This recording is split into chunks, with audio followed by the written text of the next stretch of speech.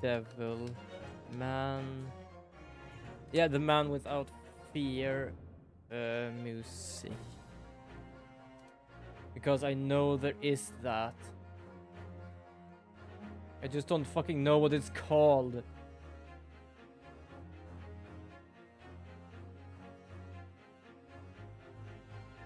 Hold on, I'm gonna have to find it. I am so curious now. I'm gonna start the game while I'm doing it. Like, I'm not joking. I have to find it.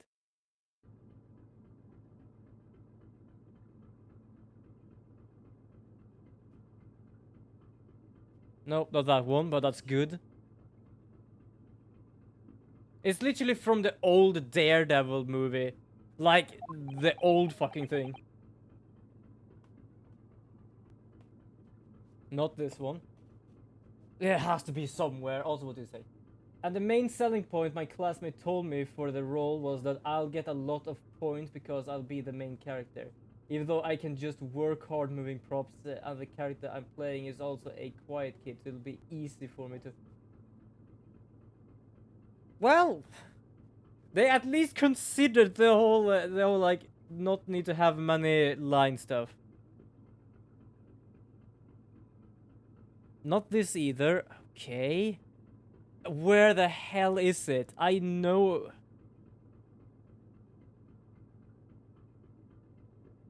Nope, not that one.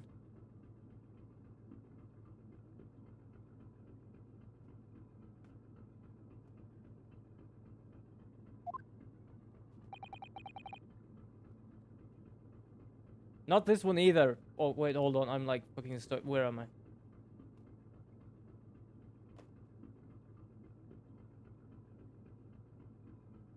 Oh, I was wondering. I had two songs in the background. I was wondering, like, where the fuck is the second song? I only want to listen to one of these. Apparently, it was literally just into my Spotify because I was trying to find it there first. I cannot find it. Like, the only thing I know is like this, they're singing something about the Man Without Fear, but I don't know what the song is called. And I'm getting frustrated about it because I just did the most stupidest dance ever. Oh. The worst part is I know that our teacher was very proud of us as a class, and I think she filmed some people, and I don't know if she filmed me. And I am like, oh my god. It's kind of fun because it was a few years ago they actually had, like, she actually shared some old videos from her, like, old class. And I saw myself as when I was like 11 and stuff. I was tiny. I was absolutely tiny. Yeah, not having many lines. My character is the top 5 characters that has the most dialogue. It's just that the character's personality is a quiet kid. Oh, so it's a quiet kid, but you have the... How does that make sense? It's like a fucking musical when everyone is just mute, and in the like middle of everything, everyone just starts singing. Like, oh yeah, that makes sense. That fucking makes sense. I'm afraid I see through your lies. For one thing, Mr. Jigoku has not yet left this vessel at all. What?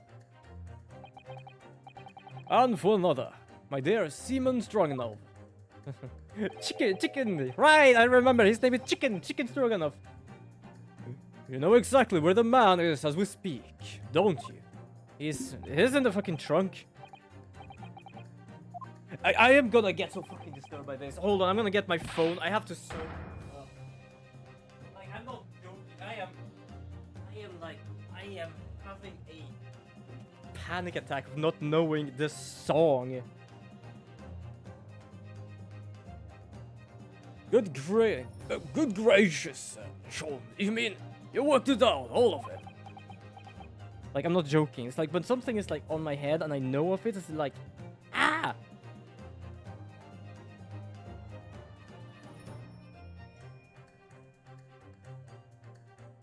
Jesus. Also, a bit of late and not so late news. My sister has graduated high school, and the new news is that she just applied for college. Nice! Well, congratulations to her!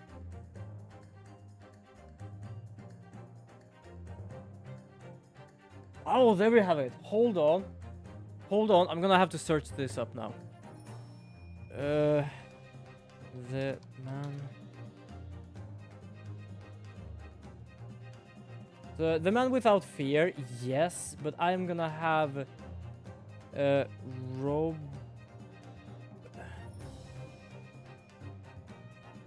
I found him. So who sings this is Rob Zombie. Oh my god, it's gonna take fucking forever to find this. Yay, 1915 while we're waiting. Because I'm not joking. I really just want to fucking find this. It is nagging on me, like, why I cannot find it. It must be like a... That's live, that's Warzone, that's what? I feel like it's gonna be like a single or something, because it's... Okay, I have no idea. So, if you want to know yourself what song I literally like just mimed to and danced to, it is a song made by a person, an artist, called Rob Zombie.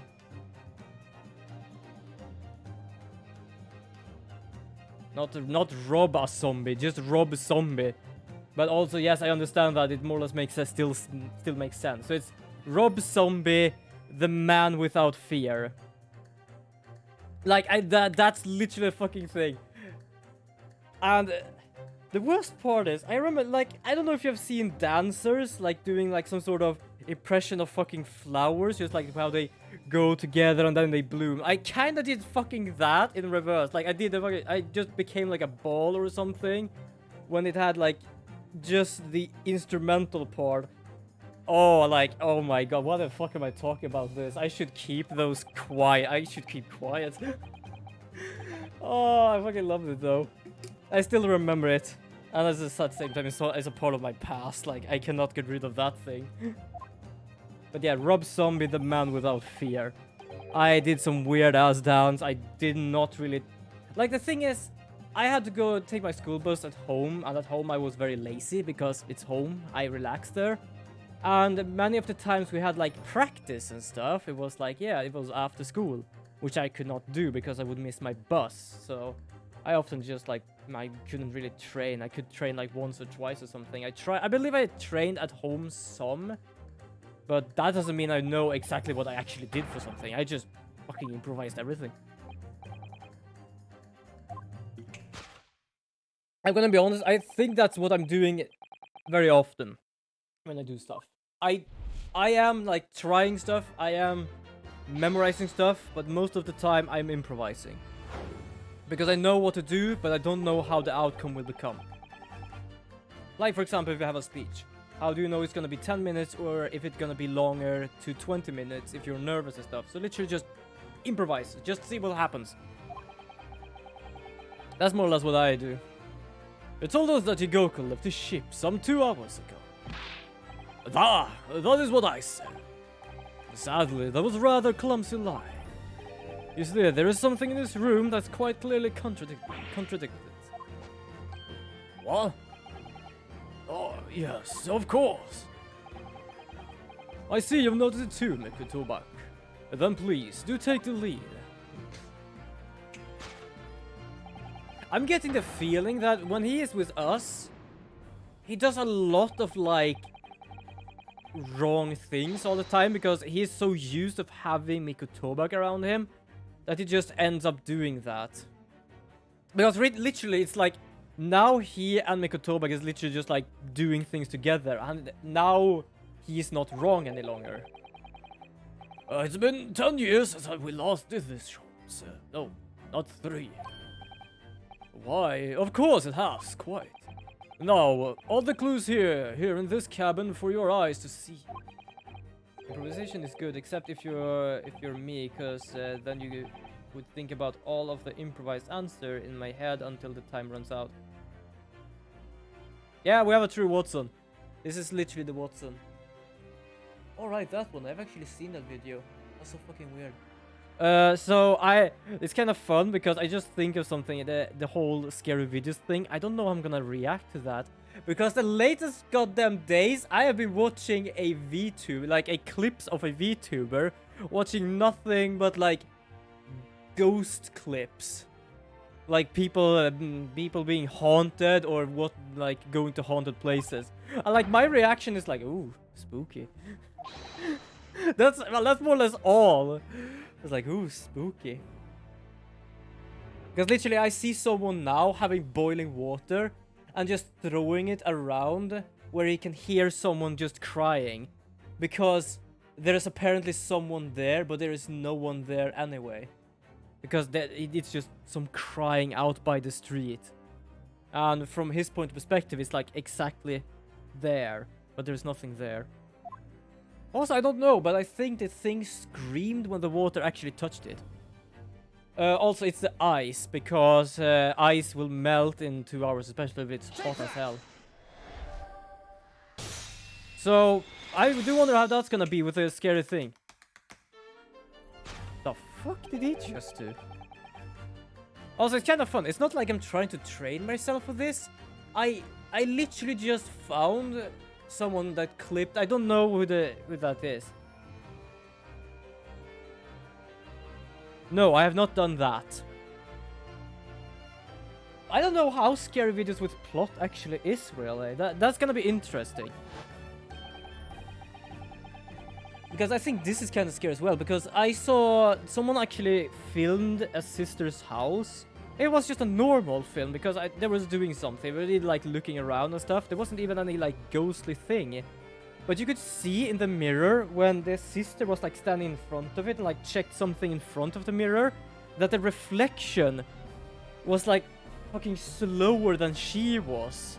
And it was like after him. It wasn't like it was direct. It was like it forgot to move with her. Like that's this kind of thing they're showing there. Like shadows that doesn't have any personality. Face that doesn't have any like... hold on. I'm gonna see if I can find that, because I actually have it on my phone.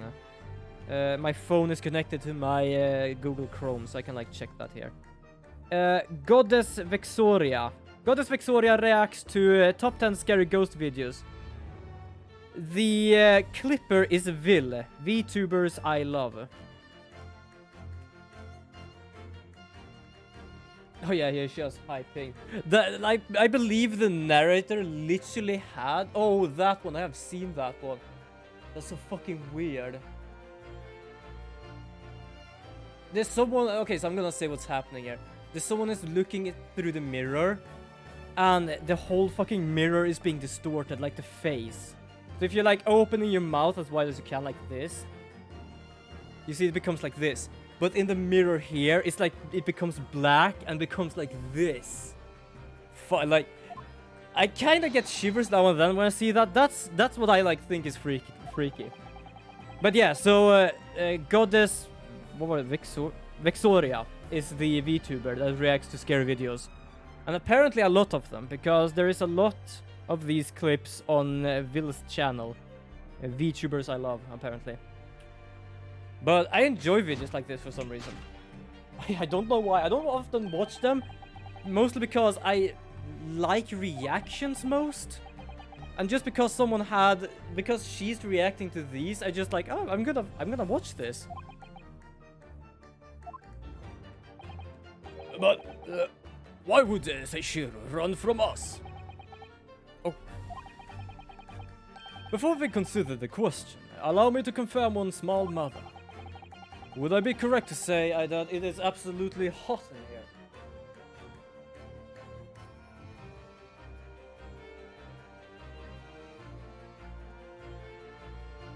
There we go. Woo. Oh, the funny part is that she is a mom, because it's one of the clips, one of the smallest children actually came in and said goodnight. And she, like, you can hear how she reacts around her kids. So, the funny part is the way you say it. Like, if I know what you're saying, like, she gives absolutely off mommy energy, to be honest. right they are. I was in the cabin next door once, I sure it was. Yes. 50 days in this very cabin during our voyage. As I suspected, for you see. There are traces in this cabin of a dark secret that Mr. Jigoku had to hide. But yes, they seem like a lovely person. I just started watching them yesterday, I believe. I know nothing about this. Ah, this is news to you, is it, Mrs. Stroganoff? Shams, what exactly are you getting at? As I said, there are traces in this cabin of some dark nefarious activity. Yeah, I can see that. Something that appears at the place, which is quite sure won't have escaped your notice. Yeah, I know exactly what it is. Oh, it's getting chill here now. I have closed my window because I walked in rain to the store to get the stuff I needed. And I was like soaking. I came back home, fixed some lunch, just went to bed underneath like a blanket. I was like, Lucy. So now it's like, it's warm in here, a bit too warm. No, quite. Life is full of unexpected twists and turns, as we all know it. Now then, let's see if I can uncover the truth. Yes, you have the floor, my dear fella. Move aside, Mr. Stroganoff. I believe I've heard a... I do love it does that, and for some reason I think he is like... either from an Italian place, or like from France, or Paris, no, France. There's a Japanese person doing that. Oh yeah, sure thing. I was about to talk about the Stroganoff thing, because I'm pretty certain I've heard a dirty joke about beef Stroganoff. So literally, just because I've heard this here. Ah, yes, as I'm sure you've already concluded. That frame was originally over there. The shape and size a perfectly match. Do you know what my favorite sea is? No, I don't. I'm trying to figure out of many seas. You're right. Where did that come from? Other than most observant crewman are you, Stroganoff? Jesus Christ. Okay. You got me there. I literally was thinking of a sea, but yeah. Okay. Oh there, that really seemed to touch a nerve. So, Megatuba, why don't you lift that frame off the wall? What is hiding behind there? Ooh. That must be a goddamn bullet hole. That looks like a bullet hole. A chicken. What? Who has been shooting walls? I see. The projectile has been removed. Clearly, the careful occupant of this room has already disposed. Now then, Mr. Stroganoff. I have distinct impression that you are attempting to shield said occupant. I do not know nothing about what you're talking about. Why would I try to protect an Eastern stranger? Ah, so we're talking about the same man, I see. Good.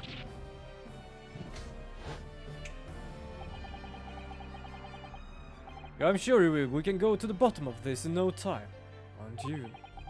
Because there's some very noteworthy evidence that explains the reason why I've been lying about the man. Yes, you've been told to keep quiet. His presence has clearly shown.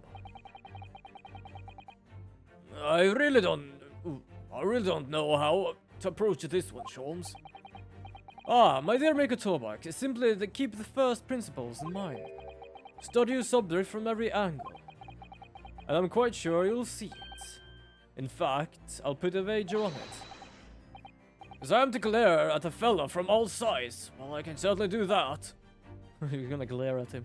Glare. Ooh, what the hell is this? Ooh, look at that, you have been paid!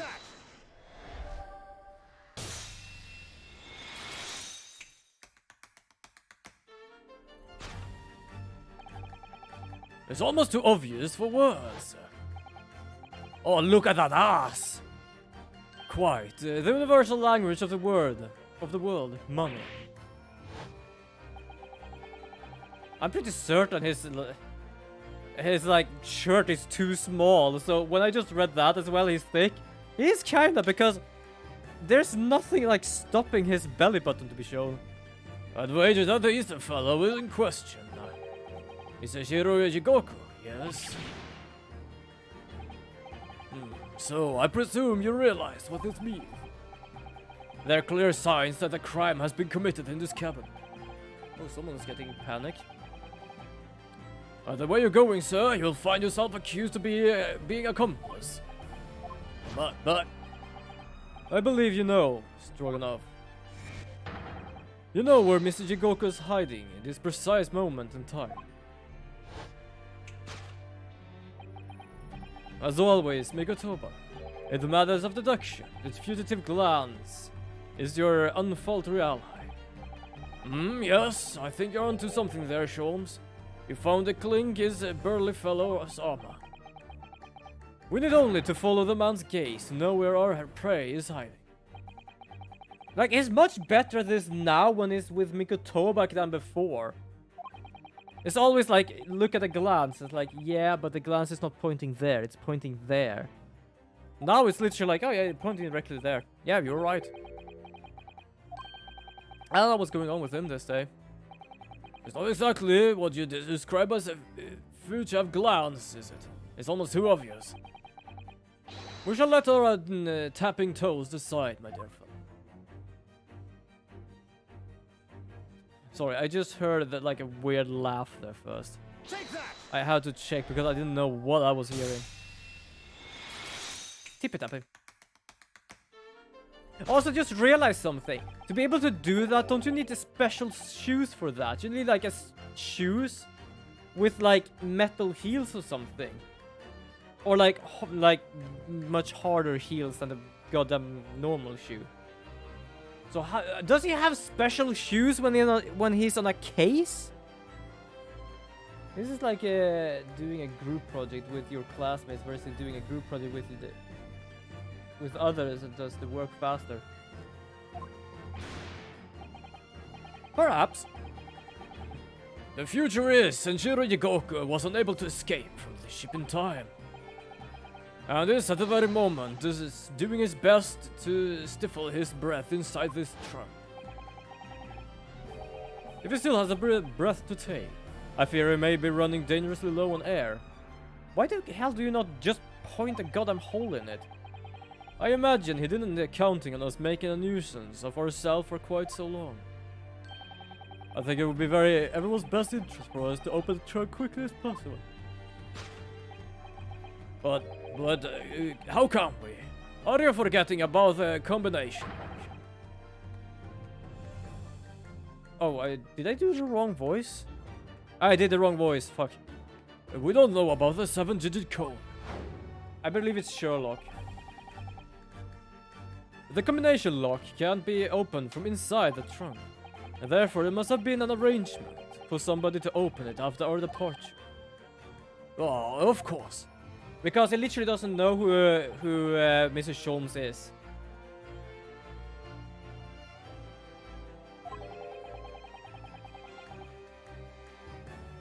I was just reading. Apparently, I was so tired that when you wrote the other thing, I missed the versus doing a group project with your friends. And somehow versus doing a group project, you just get each other and it does the work faster. I don't know how I managed to get that to a goddamn sentence. But that was my bad. As I'm sure you can confirm, Mr. Stroganoff. There, you see that. Oh, it's not Sholmes. It's fucking 5631045.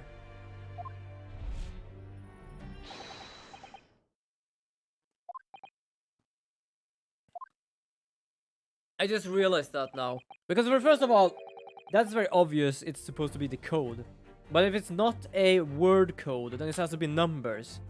And that's why it's so scribbled so badly, because it's just like numbers. How on earth do you expect me? It's a 7-digit number, remember. Quickly now, we have a little time.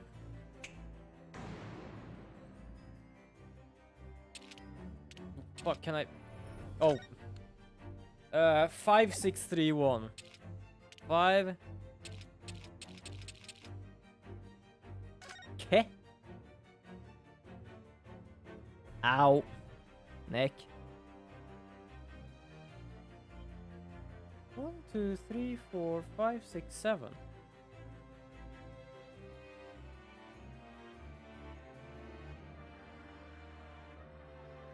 Okay. It only goes up to 5.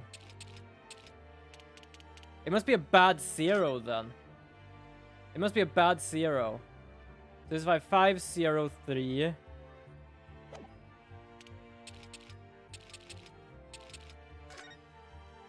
One 045.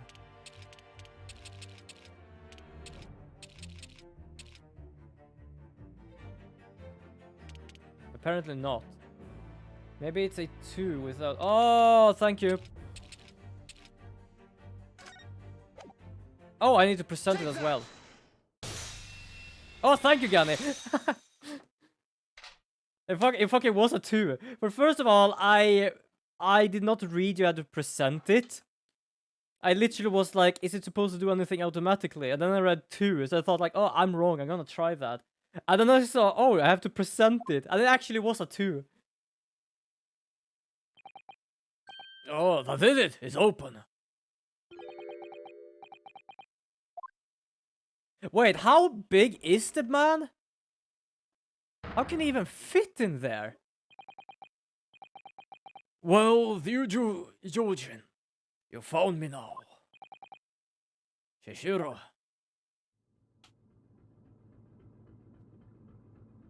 Like, he's a... Wait, hold on here a second. Do we still have that?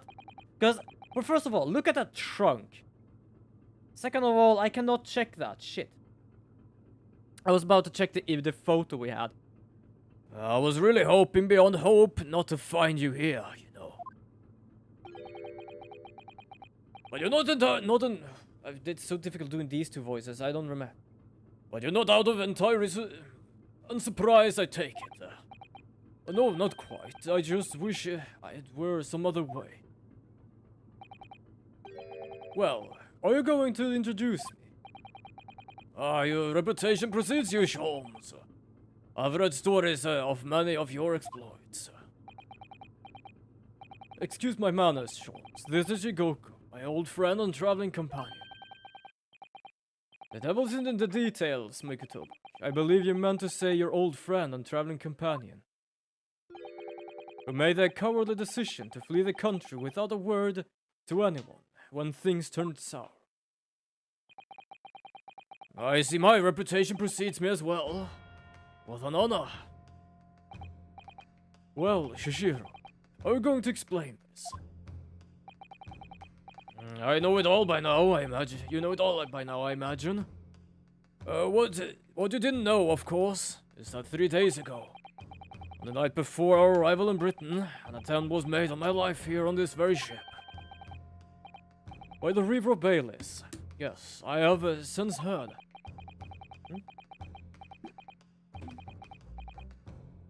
Because you were once persecuted by the Reaper, weren't you? 10 years ago now, mind you. And I had no idea that at the time the dangerous individual he was. Anyway, when I arrived in London, to the first symposium was postponed until goddess knows when. It became all too apparent to me that I might very well be targeted again. So you decided to flee the capital without saying a word to me about it. I'm afraid so, yes. Of course I realize now that I really ought to have confided in you.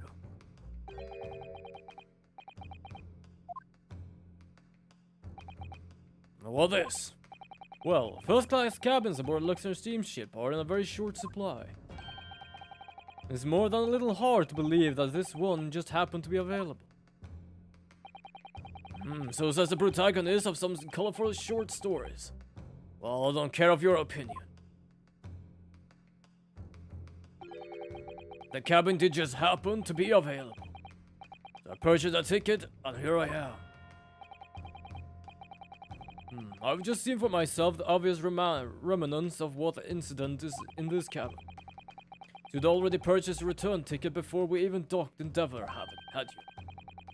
To prevent anyone else taking this cabin and seeing the evidence. Is that it? Eugene. I have nothing to say to you. Well, in mere 5 minutes, the ship will set off its onward voyage and not make port again until Italy. I'm afraid we must insist that you disembark with us at once. You have no jurisdiction over my movements. We have this, Shishiro. Take it. What is it? It feels like my time perception is getting worse and worse. So sometimes I would think of something that happened like yesterday and remember it was last week. I feel like sometimes like that as well. I don't know why. It's just like, oh right, that just happened yesterday. You're a man of the law. You know what the ramification of ignoring a document like this from the British court would be. You came prepared then, Georgian. Come on, let's go. One moment. What is it, Sholmes? Inside Mr. Yugoka's trunk. I found this rather fascinating trinket. What is that, says you? I can't help you, I'm afraid. It's a small component from something. But what? I have no idea. It's from a clock. Like, simply for it, it winds up the clock from the bottom using his little cop key. And that thing was supposed to be on top.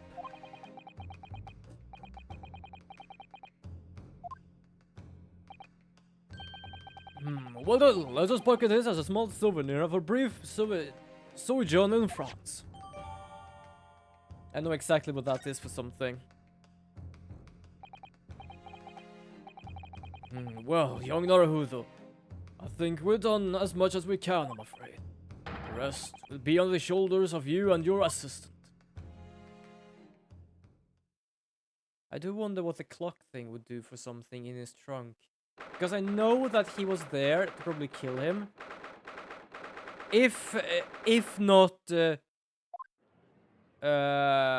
detective was a good guy, which I don't really know yet. Yeah, it is. It's the top thing you often like turn on to be able to fix the time settings. So you're absolutely right.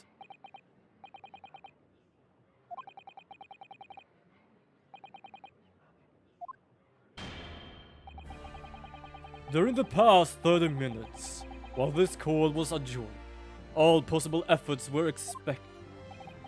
But sadly, Mr. Yugoka's whereabouts could not be ascertained. We must accept the unfortunate conclusion that the Reaper has already done the deed.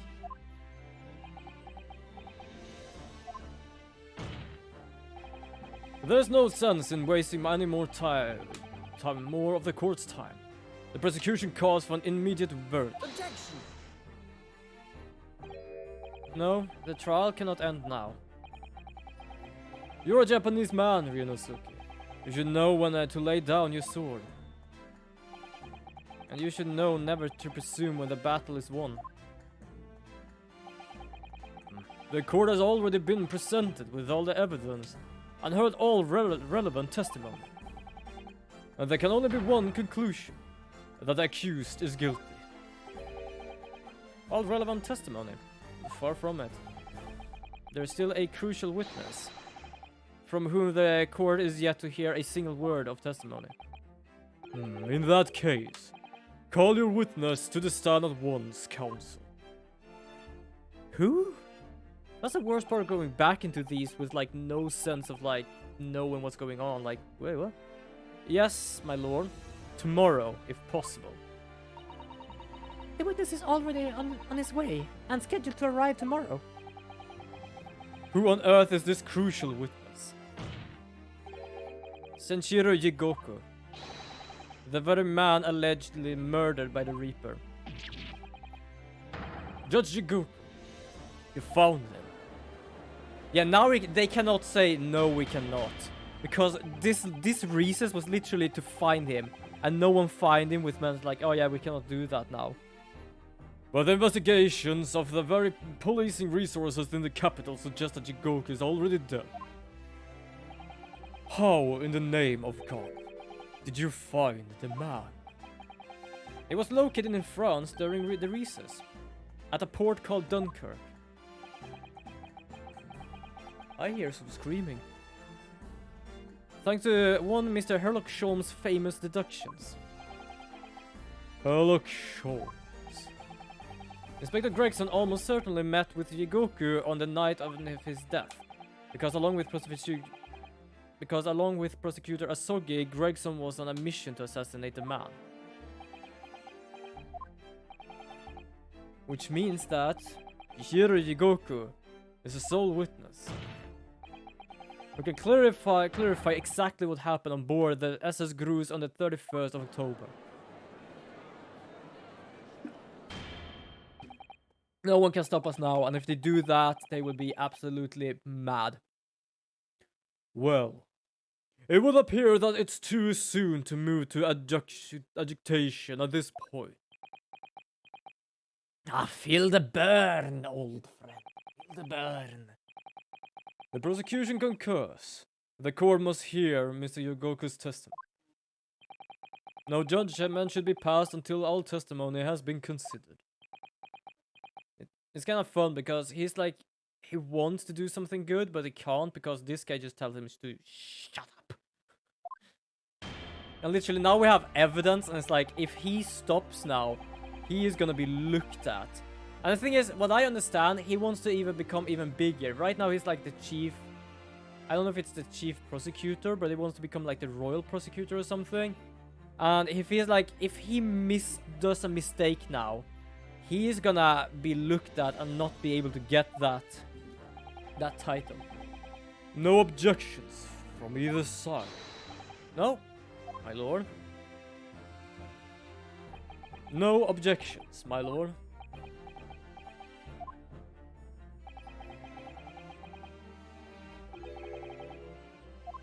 Oh yeah, that was close.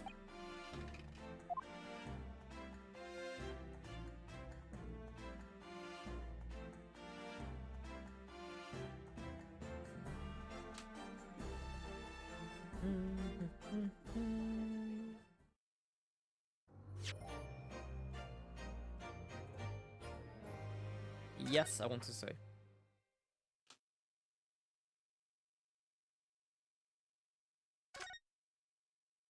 There we go.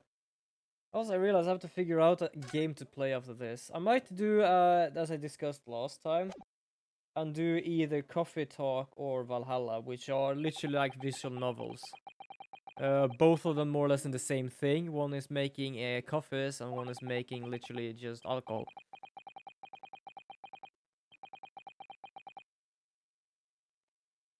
Oh, that's gonna be bad. A child just playing in the water. Oh, that was it. Yeah, that was nice. Just saw a little hand. I have to re-watch these later because I like to have them in the background, but I really want to watch them. Well, we are having a goddamn feast, haven't we? I just saw the makeshift table. To be honest, I actually have a table like that. I actually have boxes as a table. Because this place is so small, I cannot really have a table. So it's literally like, I have a table as like boxes as a table. You could say that. We're on the brink of defeat in the court earlier. So, this prosecutor Asogi had you on the ropes, did he? And he's your best friend, you say? Well, he's not really the man I knew in Japan anymore. I assume has changed. Oh, Miss Naruhodo. I mean, it's incredible. To think that it even entertained the idea of acting as the Reaper's assassin. Well, nevertheless, you must introduce me.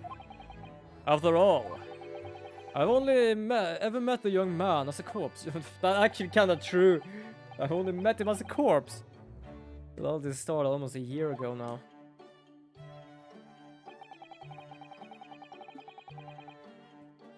Mr. Sean still hasn't told us the truth about what really happened back then. About the motivation for what he himself described as the great detective's lie. Hasn't he? I'm pretty certain he said something. Now then, I must say, it's really quite a journey all the way to France.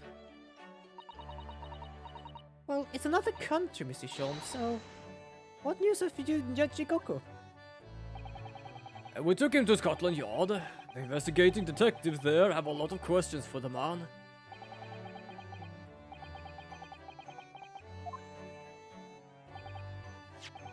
Yes. I picked this up at the telegraph office on your way home. What is it? Surely you haven't forgotten already. I put upon you for the matter only yesterday. You put on me, Seans. I had to fill out your telegram to Japan and foot the bill as well. Holy crap, that was fast. What was so urgent though, Mr. Sholmes? Such matters can wait until later. I'm far too hungry for an involved conversation as a present. Please don't talk about food, I'm about to go and get nuts. Not joking.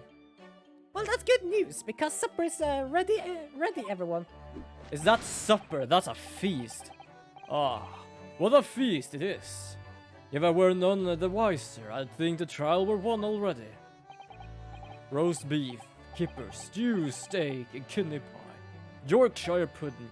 I don't know, but I'm pretty certain my father would love hearing all of that, and especially having that in front of him. Tomorrow will be a very long day, so eat up. Actually, kind of true. Like, you often like eat big meals, like a victory thing. But if you have like a long road ahead of you, like anything, like it's better to just eat up.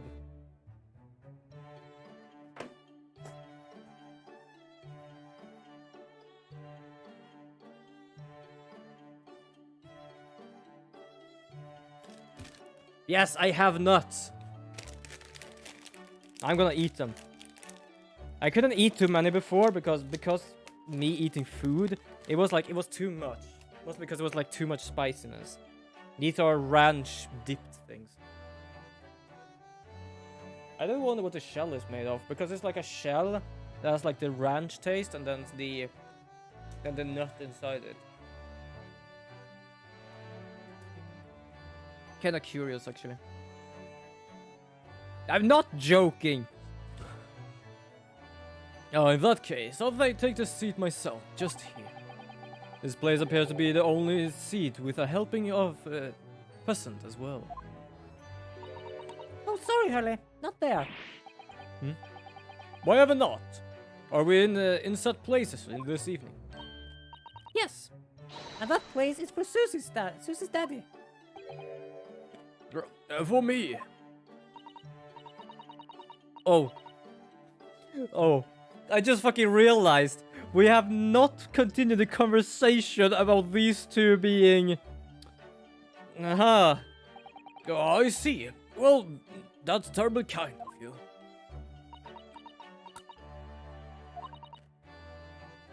It's a shame, really.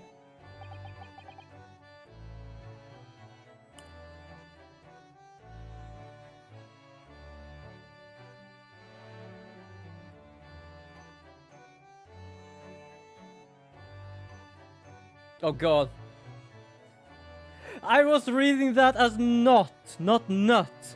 So, I did get the joke, I didn't just see it. Oh my god.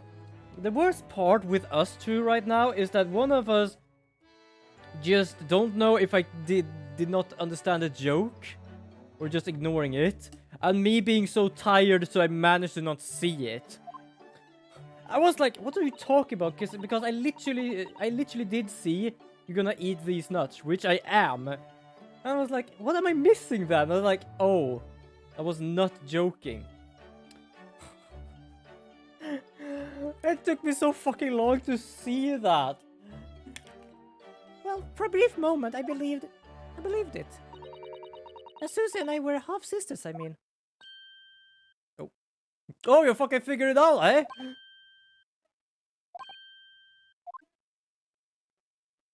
Oh god.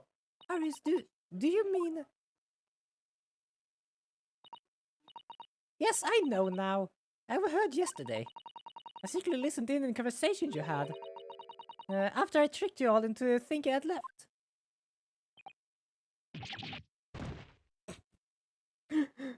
Oh. Oh, good god. Yeah, I was literally like, what are you talking about? Like, huh? Like, what joke? Like, oh god. It was so small that I didn't actually see it.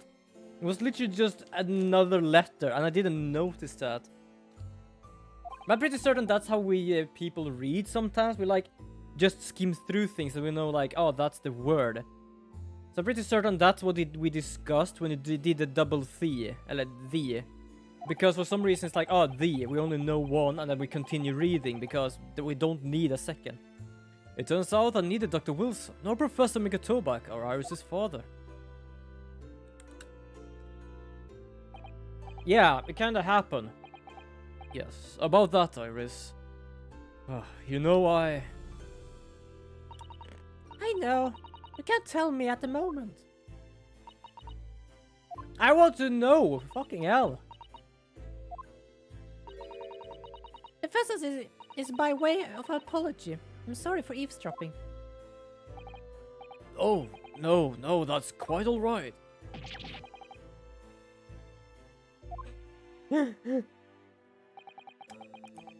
I want to know as well, who is? Because I've been like in 1.5 game, just I've been sad that we know that her father is dead, and it's like, oh no, it's not him. Oh, it's not, and I'm happy. No, it's not this guy either. Who the hell is it? If it's not the guy who wrote the book, is it the guy who printed the book, or what? Oh my god. Okay, what did it say on about Kazuma? Oh, I did it. Right. I forgot we didn't read the telegram. It was literally like, oh, we're gonna do that later. He looks cozy. It looks like he's staring at that peasant, to be honest, or above it. What are you staring at? Do you see a ghost? I'm pretty certain I see his ghost. Whoops, sorry, my bad.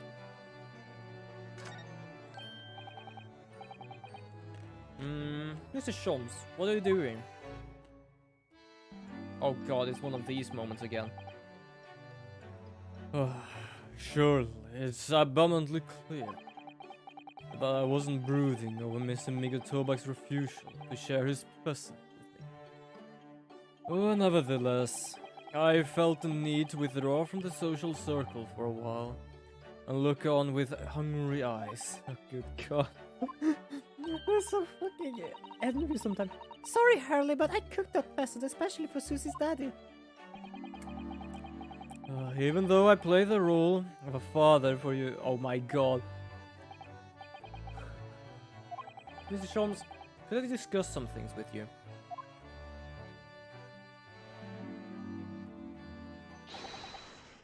Certainly, my dear fellow. I find myself quite in the mood for a spell of conversation, because I believe it's because it literally just distracts him from the goddamn pheasant.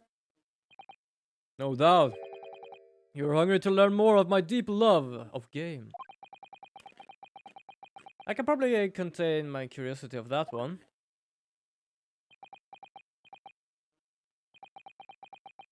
You needn't look at me in that fashion. In what fashion? It seems that before we discuss the pheasant, we have some rather unpleasant, unpheasant matter to discuss. Okay, that was a pun, if nothing. So the telegram, or telegram, I don't know. So what the telegram you received back from Japan then? Ah, this. I thank my lucky stars that it will arrive in time. A record found as indicated. Duplicate follows. Kei Asogi, Ashin, T. Gregson, J. Wilson.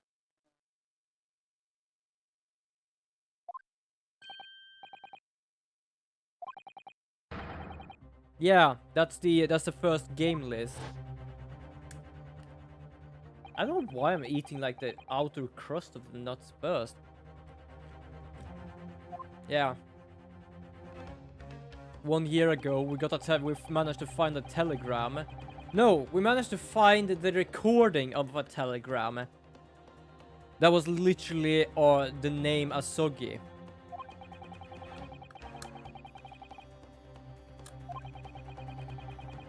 That's interesting. Also, welcome, humble viewer, to the stream I'm holding here in our little kingdom in the corner of Twitch. Grab yourself some snacks and something good to drink, and I do hope you enjoy your stay.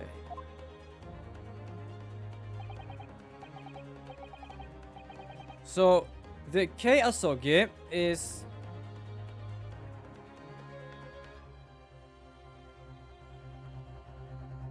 Wait, Kei Asogi. What is our friend called again? I'm trying to fucking remember. I know his name is Asogi, but we only use... Yeah, Kazuma Asogi. So Kazuma Asogi, Assassin, because it's literally a pun of assassin. T. Gregson and J. Wilson.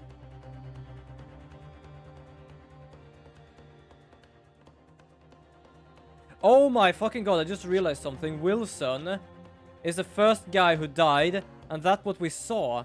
Gregson is dead now.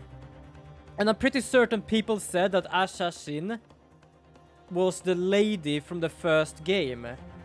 That means that Asogi is gonna die.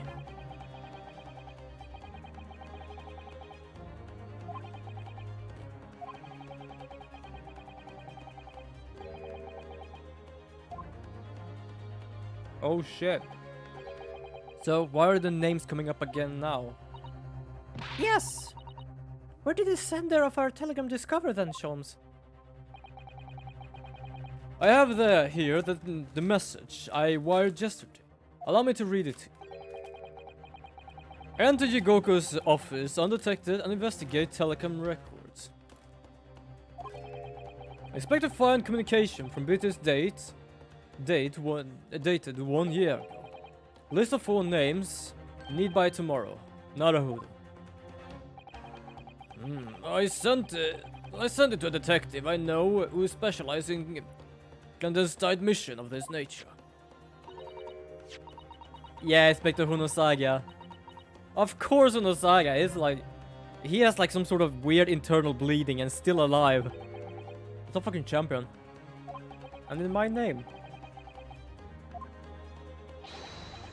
My dear fellows, it was a matter of great urgency, you understand.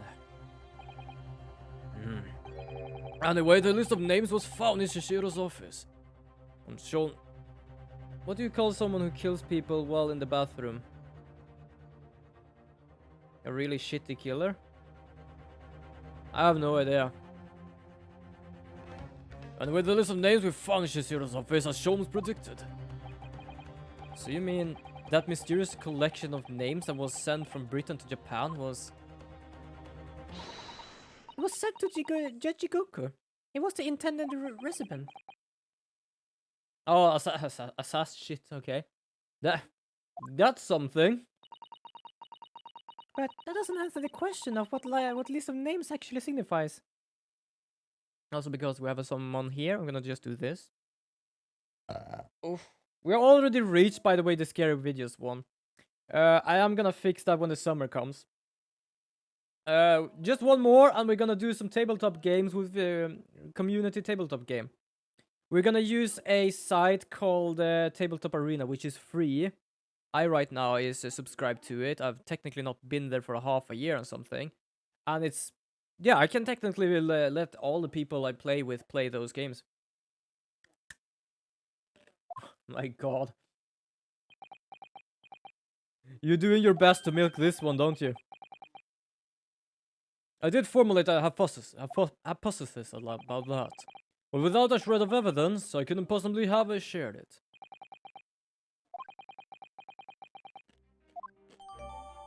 Okay, nice. Okay, so Kazuma's death. Why did you lie about that? That tragedy we had to go through on the SS Burya. It was all for nothing. Kazuma wasn't dead at all. We were completely taken in by the lie you told us, your great detective's lie. I took no pleasure in deceiving you. Oh, shit. However, at the time, all that concerned me was preventing the young man's study tour from taking place, whatever the cost. Oh, hello, why? I capitalized on the event that had transpired to see that it was sent back to Japan. His remains, you mean?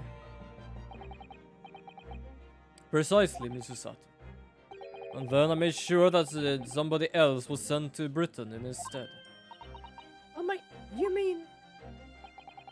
The arrangement between our two countries was already in place.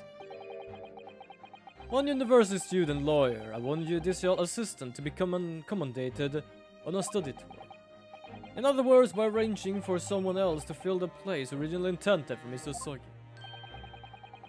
I would successfully prevent the man from arriving to our shores for several years at last. Wait, do you mean to say that it was all in aid of stopping Kazuma coming to Britain? That's why you... Think back, Miss Naruto. Were there not somebody who quite casually urged you to continue on the voyage to England? Did he?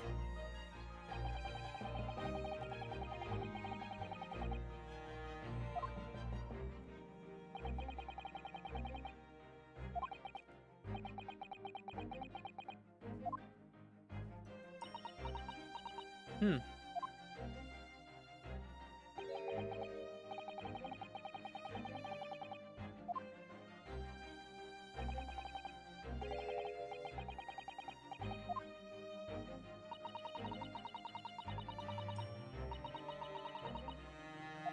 We have one. So this is apparently the past from the first game. Well, apparently it is, because I have been here before. Oh, that was a thick crust.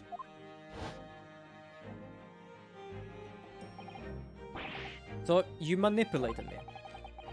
I have often remarked on the extraordinary length to which friendship will drive a man.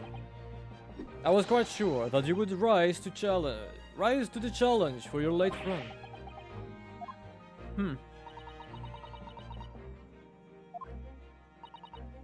I mean, what happened? Was treated by the authorities as murder. A woman was mistakenly arrested as the perpetrator. What do you suppose became of her? Naturally, I didn't allow the misrepresentation to have any serious repercussions. I subsequently explained everything and assisted the unfortunate soul in finding the foreign refugee she saw. I seem to remember Mrs. Sutton. I had some rather strong words for her. Well, she was certainly not devoid of all guilt. She deserved every word, I'm sure. I kinda hope she did. She just wanted to be free. I'm afraid I simply cannot comprehend it. Why would you go to such length, Mr. Sholmes? Why were you so determined to stop Kazuma-sama from reaching Britain? The truth is, 12 months ago, there was already a very tangible omen of the impending tragedy, you see. An omen that this very moment in time is close at hand. Okay.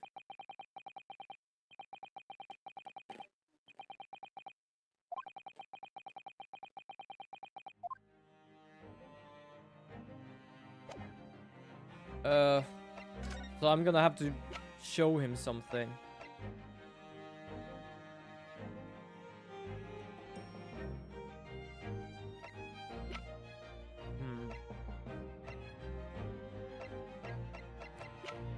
I don't know fully what to do, but let's see if I can find something. Close at hand.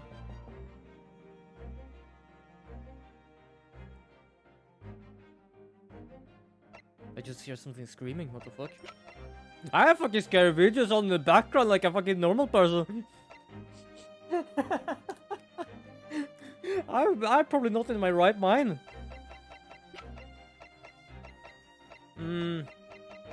Close to heart.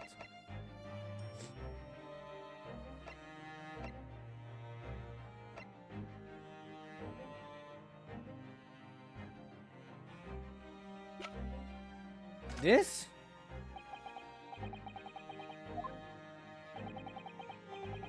Yeah, I know it's hardly the time. I'm trying to find out what you want from me.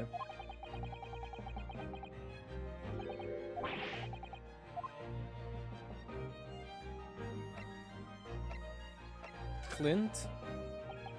No.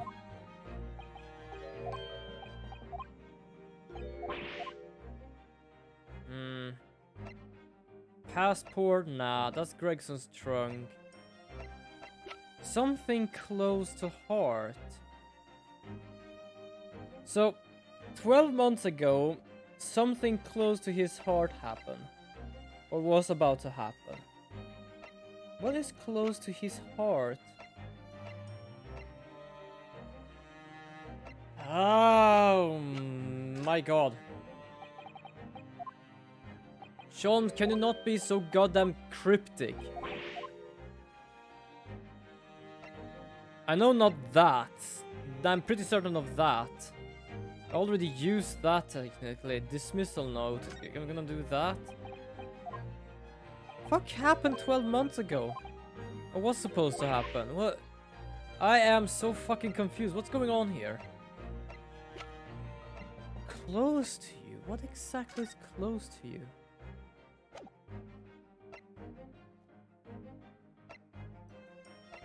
I don't know. He's like so fucking huge. I can't even fit in that little trunk. They're soggy papers. Fucking hell.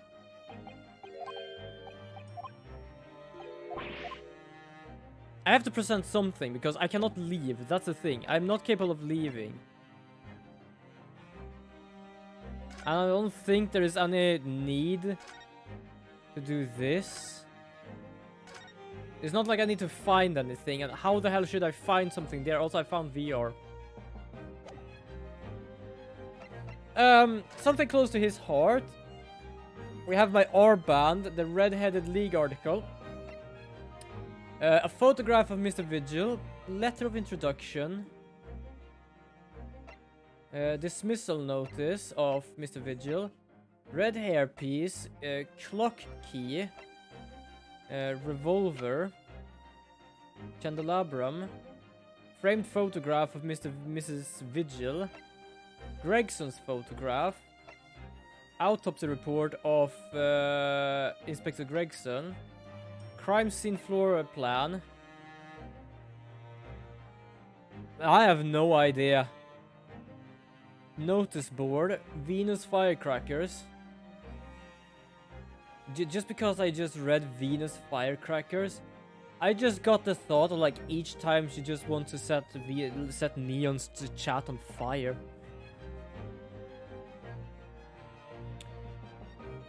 Hold on, I'm gonna... Mostly because I'm gonna edit that later. I'm gonna goddamn send it to her. Just gonna say, I probably need these for next time you're gonna burn down Neon's chat. Damn! Omega people, thank you for the $5. I forgot I had that thing. Oh my fucking... I forgot I had that. Yo, thank you so much for the... Thank you so much for that.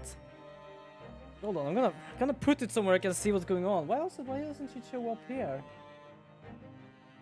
Hold on, I'm gonna find you because apparently I cannot read here. I'm gonna see I actually read the right name. Because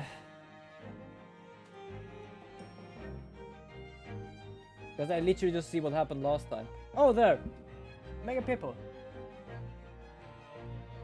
Thank you so much about that, and don't worry, you don't need to be active.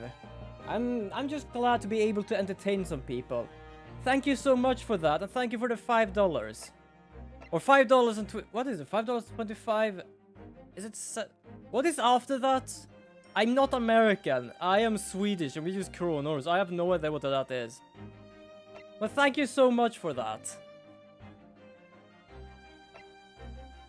I'm so hard to go back to the game now. But thank you. Thank you a lot. Close to heart. What exactly is close to heart to this guy? 12 months ago. It cannot be this. These I just got from him. It cannot be this. Did I do this? I think I did this. I'm gonna try again. Okay, I feel I'm just gonna do this one by one. I have like no clue. I'm pretty certain I tried that. Yeah, I tried the Lucky Charm. I tried them Lucky Charms. Oh god, I also forgot I had that as the goddamn donation image. Oh, that came out of nowhere. I was like, what am I just seeing here? Oh. I'm still gonna keep it there though because it's ridiculous, but oh my god. Yeah, I know you are hungry apparently. I'm gonna do this. I don't know what I'm looking for. So, for those wondering why I cannot really think right now, for the past 6 weeks, we have had now a game development project in school. And I'm not joking, like, many of the days I've gotten back home, my brain has been, like, fried. And I feel like it's because of that, and summer is closing in. So right now, like, my brain is, like, just slowly but surely just taking a goddamn relaxation. No, I don't think I can present someone. Wait, can I? No, I cannot change. I can either examine it, present it, or go back.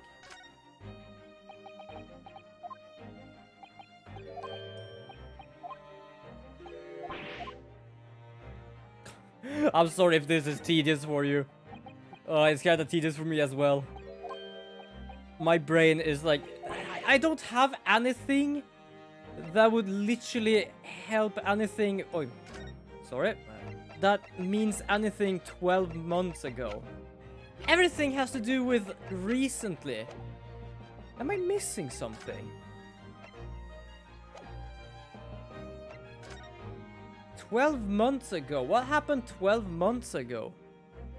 Or was about to happen, actually, because he stopped it. The only thing I know is something close to his heart, but what exactly is it?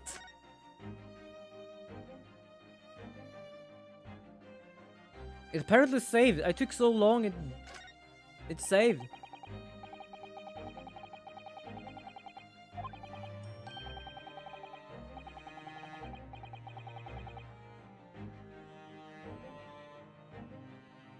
I am very, like, I feel like I want to someday see if I somehow here in Sweden could get a kotatsu or make one, I don't know, because I'm curious of how those are. Like, I'm not joking. I've seen some of those recently, and it's like, how are those even? Like, how warm is it? And like, what is it? What is it? Dude, I already told you about me having the time perception problem, so I can't even remember what happened in this game's yesterday. Wasn't this game's yesterday just on, what was it, half an hour ago? Okay, now I know it's bad. I don't... Oh, what am I looking for? Okay, because I don't want to be tedious for you people, I am gonna check up this. Oh my god, I am missing something. I'm pretty sure I'm gonna present something. But I don't know of what we just recently got is actually important. Okay, so resolve Runosuke Naruhodo, investigation day 1, deduction day 1. Investigation continued.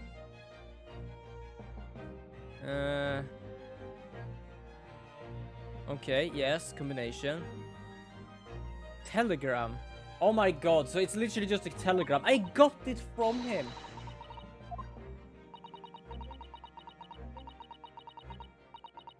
Well, in this game's yesterday, that was... That must have been No? No, that actually was not yesterday.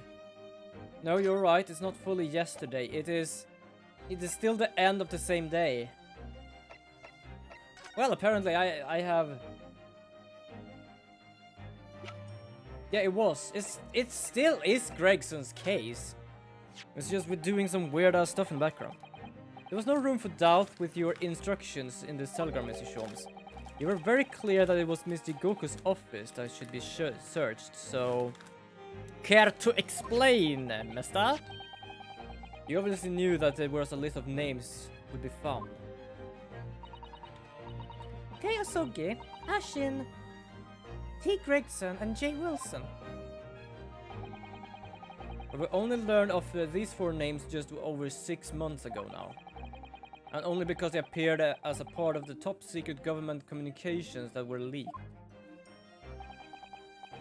That's true, yes. But at the time, you were unaware of the background. You see, those 4 names were wired to Japan. Around 6 months before that. Approximately this time last year, in fact. When you were still both in Japan.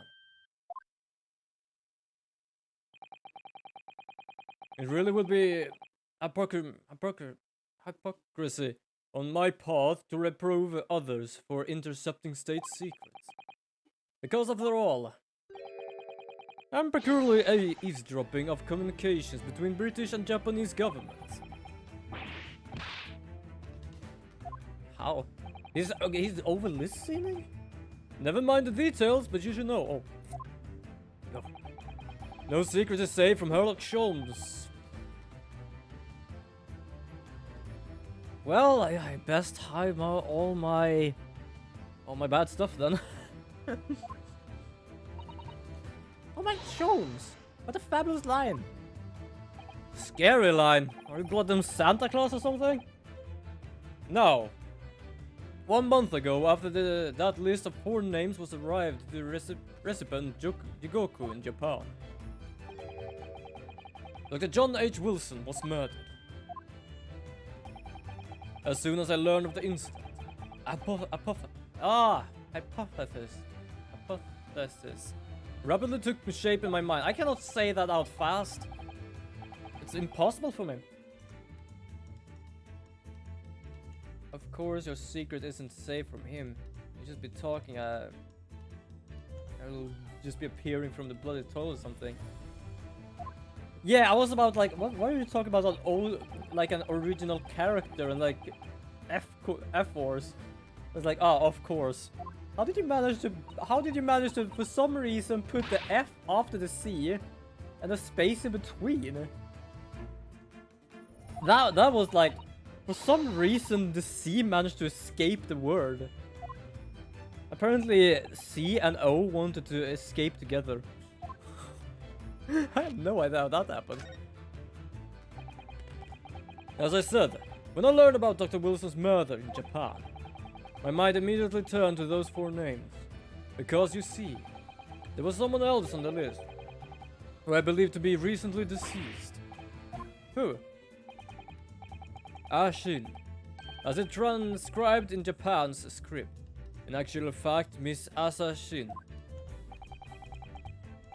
That was a familiar name to me. She was a professional killer, well known among London's unsavory classes. Oh, I see. But she had completely vanished from existence several months before Wilson's murder. So I came to a logical conclusion that she had herself been killed. And accordingly, I became fearful of the lives of the remaining 2 persons on the list. Okay. Owing to her proximity, I decided to take the measurements to protect Gregson myself. But I determined it would be safest if a young Asogi were to stay away from Britain. Ah, so that's why you were to such a length to prevent his study tour from going ahead. Exactly. So you already knew who Kazuma-sama was, Mr. Sholmes? Oh, yes, Sholmes and I have been exchanging correspondences for years. I recounted many tales about Asogi to him in my letters. And the news of Dr. Wilson's death, of course. So, Dr. Wilson is dead then? Oh, fuck. Right. For some reason I didn't react to him saying that because it was literally under the bridge that that guy might be her father. But like, that was probably the best thing to say in front of her. Oh, Iris. I know it wasn't my daddy, but still. That's very sad. I'm so sorry, Iris. We knew the significance of the name, obviously, but we just couldn't bring ourselves to tell you. No. Okay. But what you just told us, Mr. Schultz, doesn't completely tie with the facts. There is one big hole in your hypothesis. A big hole, Mr. Naruto. Oh yeah, Caught 4K, absolutely. Now I'm curious what settings I have for this stream, actually. Oh, of course. Exactly. She wasn't killed, was she? She was in Japan, posing as a visiting student under the assumed name of Jesali Brett.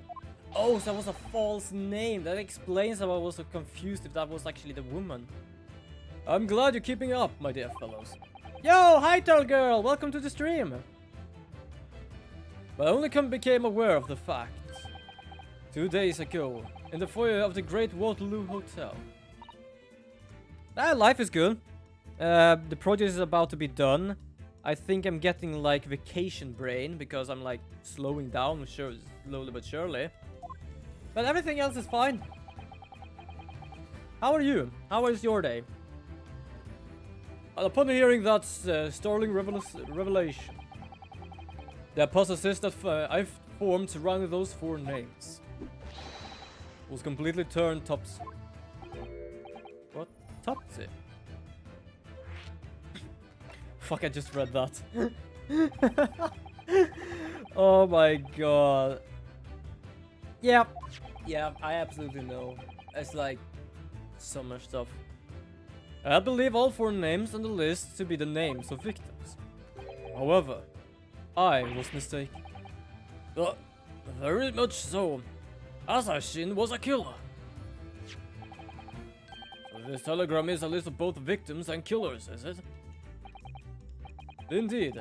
And it would seem that Miss Shin was dispatched from Britain with the sole intention of dispatching Dr. Wilson. So we managed to get a telegram from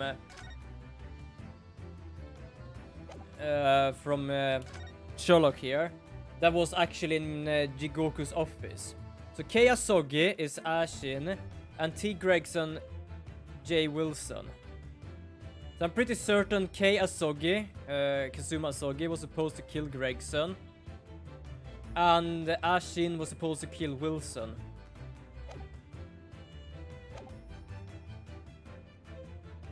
Wait, so when the hell did he become a murderer? Visiting student status being merely a front. Which would of course explain why no motive could be determined for her actions. So the real Dr. Wilson was killed by Asashin. It's because he was the target of an assassination. So apparently in Jessalyn Brett, her real name was Asashin. For some reason, I've heard that name a lot of the times, but for some reason I couldn't really connect that she had a false name actually. Put the list in a very different perspective. What do you mean? Well, does it not strike you? There is another amongst the 4 who substantially became a visiting student. Wait, you mean? But of course, a name you know only too well. So he's saying right now, wait, so it's Kazuma and Brett accomplices. Yeah, that's what they're saying. Because first he thought that these four names were victims, because Assassin is dead, Dr. Wilson is dead, Gregson is dead. But Assassin was killed by other means. She was just a visiting student over there. And he didn't know that until recently. But Wilson was killed by Shin. And Gregson is dead now, just after Asogi regained his memories. When the hell did he become a fucking assassin? He did say in court earlier today. Yes. On the 31st of October, I accompanied Inspector Gregson to Dunkirk. In order to carry out a mission. I'm not technically this is woo back in time, so I'm not gonna do voices. My brain today. Young Asogis accepted that mission a year ago now. Surely not. In conclusion, this document is a contract of sorts. An international agreement, one might say, detailing an assassin exchange. An assassin exchange. Well, what could he do? How are you? Okay, let's assume that we have two parties, each wishing to dispose of a distinct individual. Those two parties then take a contract to swap their respective assassination targets. That will be an assassination exchange.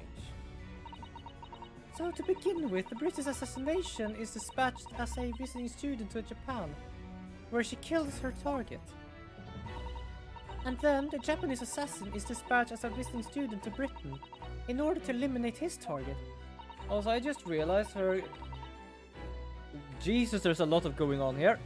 Also, I just realized her kind of sounds like Jeremy Brett, which is the guy who made the 80s Sherlock Holmes TV show, is... Oh. Wouldn't surprise me, because this is literally like, they have puns of names from Sherlock Holmes, like for example Enoch Drebber, which apparently is the first victim, I believe, in the Sherlock Holmes series. What on earth is the point? And don't forget, Mr. Naruhodo, the British assassin at least escaped conviction. Thanks to diplomatic immunity afforded by controlled jurisdiction.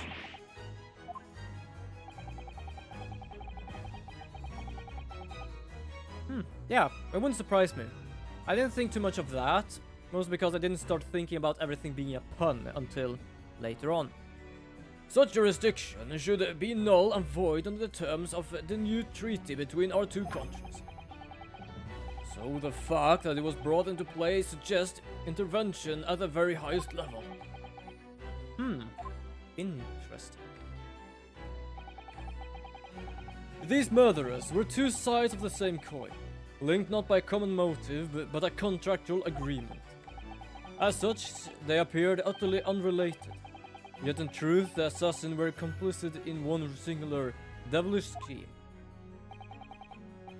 That this occasion and the safeguard of diplomatic immunity were, I believe, the motivation behind this plot. But wait a minute, Schultz. If this telegram really describes exchange of assassins, as your suggestion, it would mean that the Japanese killer target was never Seishiro Jigoku at all. It would mean Asogi's target was actually Inspector Gregson.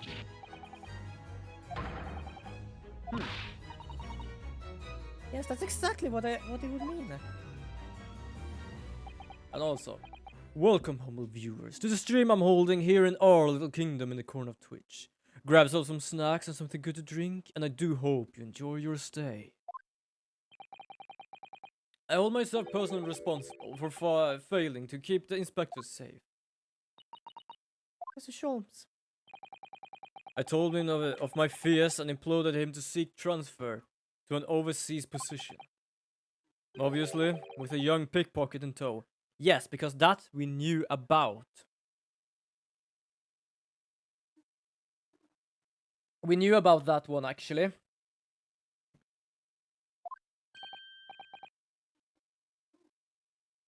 Sorry, I thought something popped up. Come to think of it, Inspector Gregson did mention that to us at the Great Exhibition. That he had been transferring to Paris police and taking Gina with him. But without informing me, he engaged in one last assignment, it seems. And sadly turned out to be his very last.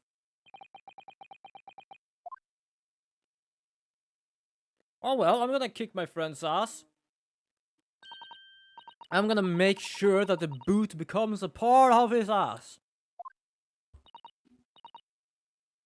Each time he'll be sitting, he also will be standing.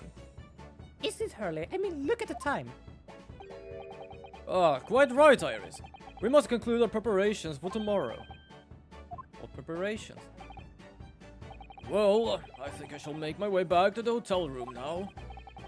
This has clearly been a night to remember. Oh, no shit. It's a little bit sad, though. I mean, I like the idea of you being my daddy. The worst part of her saying that line. Because then Susie would have been my big sister. I'm sorry, Iris. I would love that idea, but apparently he's not the father. I don't know who the father is. Can I not say that? For 1.5 game, I thought her father was killed. Because it was Dr. John H. Wilson. But no. The father was the one who wrote the books, which was Mikko Tobak. No, it is not. And also, for those who's wondering why I say Mikko Tobak, is because Tobak is tobacco in Swedish. And their name is Mikko Tobak.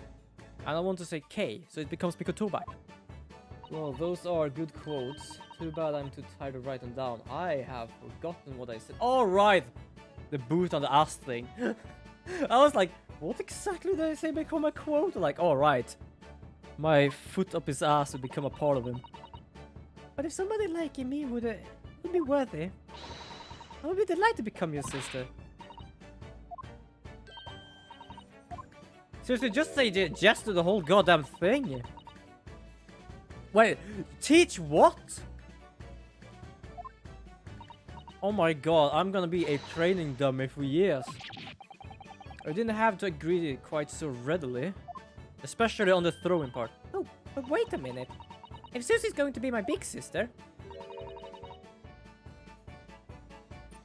That doesn't fully make sense because I'm not related to Susie.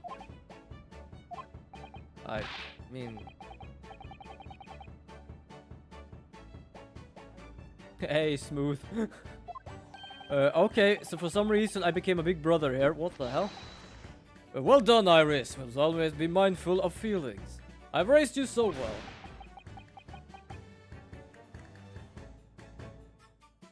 Yeah, they could. Absolutely could.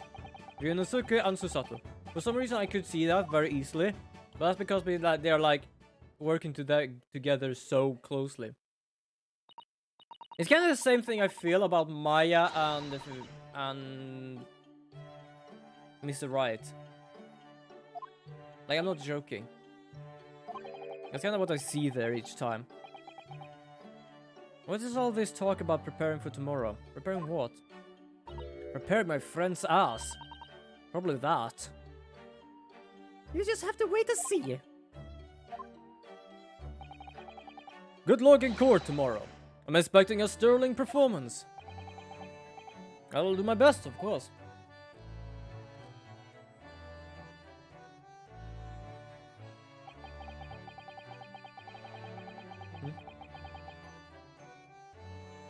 Yeah, wait, what are you gonna prepare tomorrow? My friend's ass? Because I'm gonna make sure that boot is gonna get stuck up there. For some reason I'm very stuck with that now. I have to find something else to talk about. For some reason I'm that kind of tired that my brain just goes everywhere.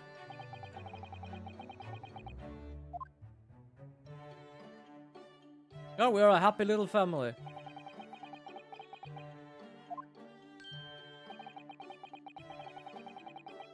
Oh, actually, he was saying family as well. Oh well. To be continued. It cannot be too much further because this is literally the last This is the last case. That's gonna be sad. They have to remake the 3DS games because I'm not gonna have this. I'm gonna have to somehow stream those as well. And I'm pretty certain I can get those on my phone, but I don't want to. I want to get them like on either on Switch or on PC. It doesn't matter as long as something else is on phone.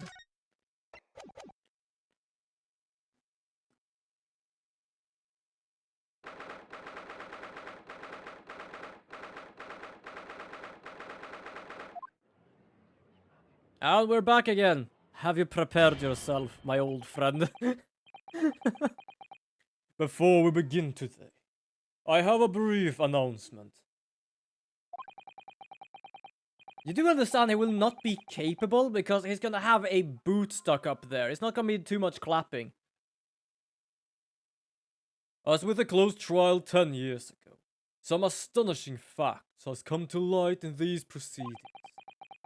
The revelation that well-known Reaper is actually an organization illegally executing its own brand of justice. And the discovery of that respected yard inspector was at his heart until he himself perished in an assassination. The funny part is, it's not an assassin. Now we know that. He was just a target. And he has been staying alive for 1 year just because my friend hit his head so hard he literally got amnesia. That we will stop at nothing to uncover the whole truth behind these disturbed findings. You say that, but I'm pretty certain you're a part of that disturbing shit because you are kinda disturbed. And for some reason, the title Down with the Sickness came into my head. Counts. You will undertake this trial with a resolve to pursue the truth to the bitter end.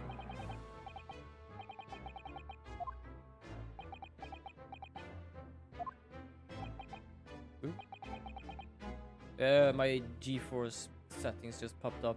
If you're wondering what was just like, ooh, for. My lord, if I may inquire.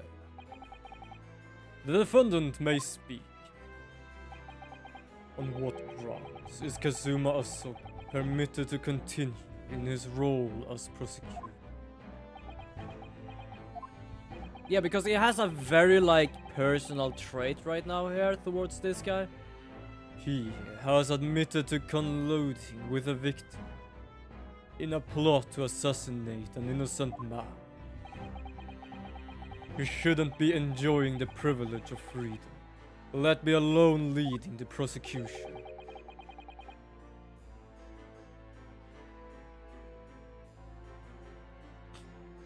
Well, that was something, holy crap. I had submitted a written petition to Lord Stronghold, requesting that judgment of my resignation would be delayed by 1 day. You did what? In today's proceedings, I intend to expose everything. My whole life, for at least 10 years, has been leading up to this one day. Nah, up to like a few days ago when I actually killed someone.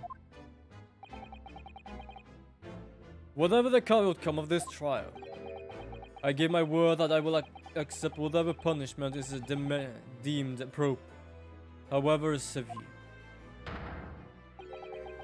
And I suggest you prepare yourself for the same, Reaper.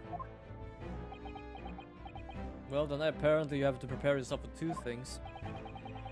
I'm not gonna get rid of that thought today.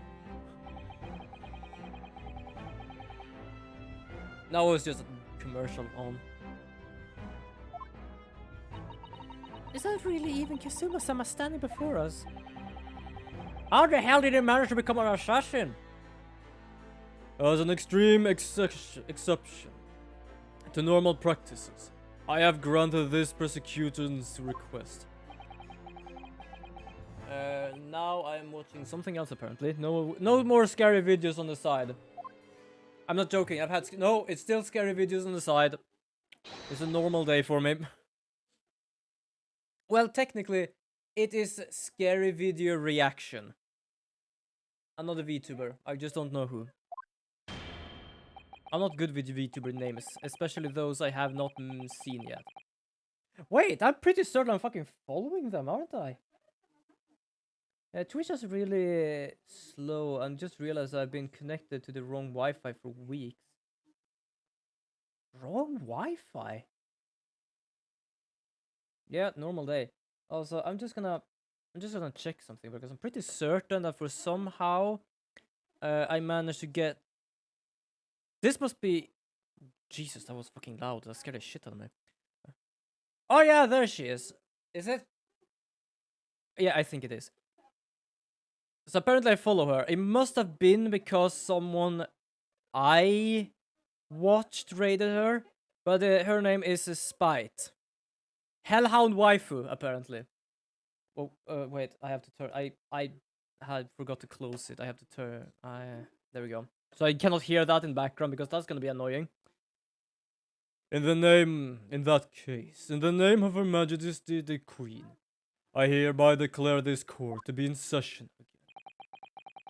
We resume the closed hearing of Baroque Van Seas. The defense is ready, my lord. The prosecution is more than ready. Very well. This preamble has taken long enough. Prosecutor Asogi, begin. As you wish, my lord. The prosecution calls the first witness to the stand. Bring Sashiro Jigoku into the courtroom. Oh, like these nuts I'm eating is kind of like spice in a sense. I have to drink a lot. But I'm still figuring out wrong Wi-Fi. How many Wi-Fis do you have in your home?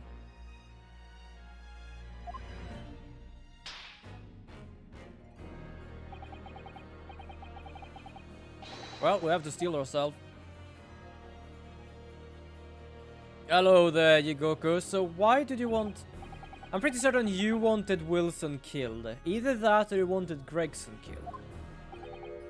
Ah. So it was you who issued this, was it? You Sabea. I did what was necessary.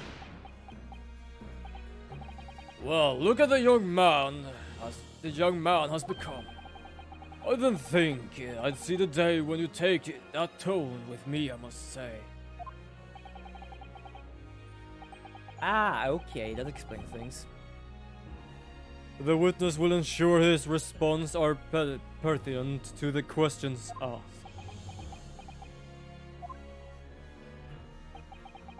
My name is Shihiro Jigoku, a Supreme Court judge from the Empire of Japan. 16 years ago, this man came to London as a visiting student. 6 years later, he returned to Japan.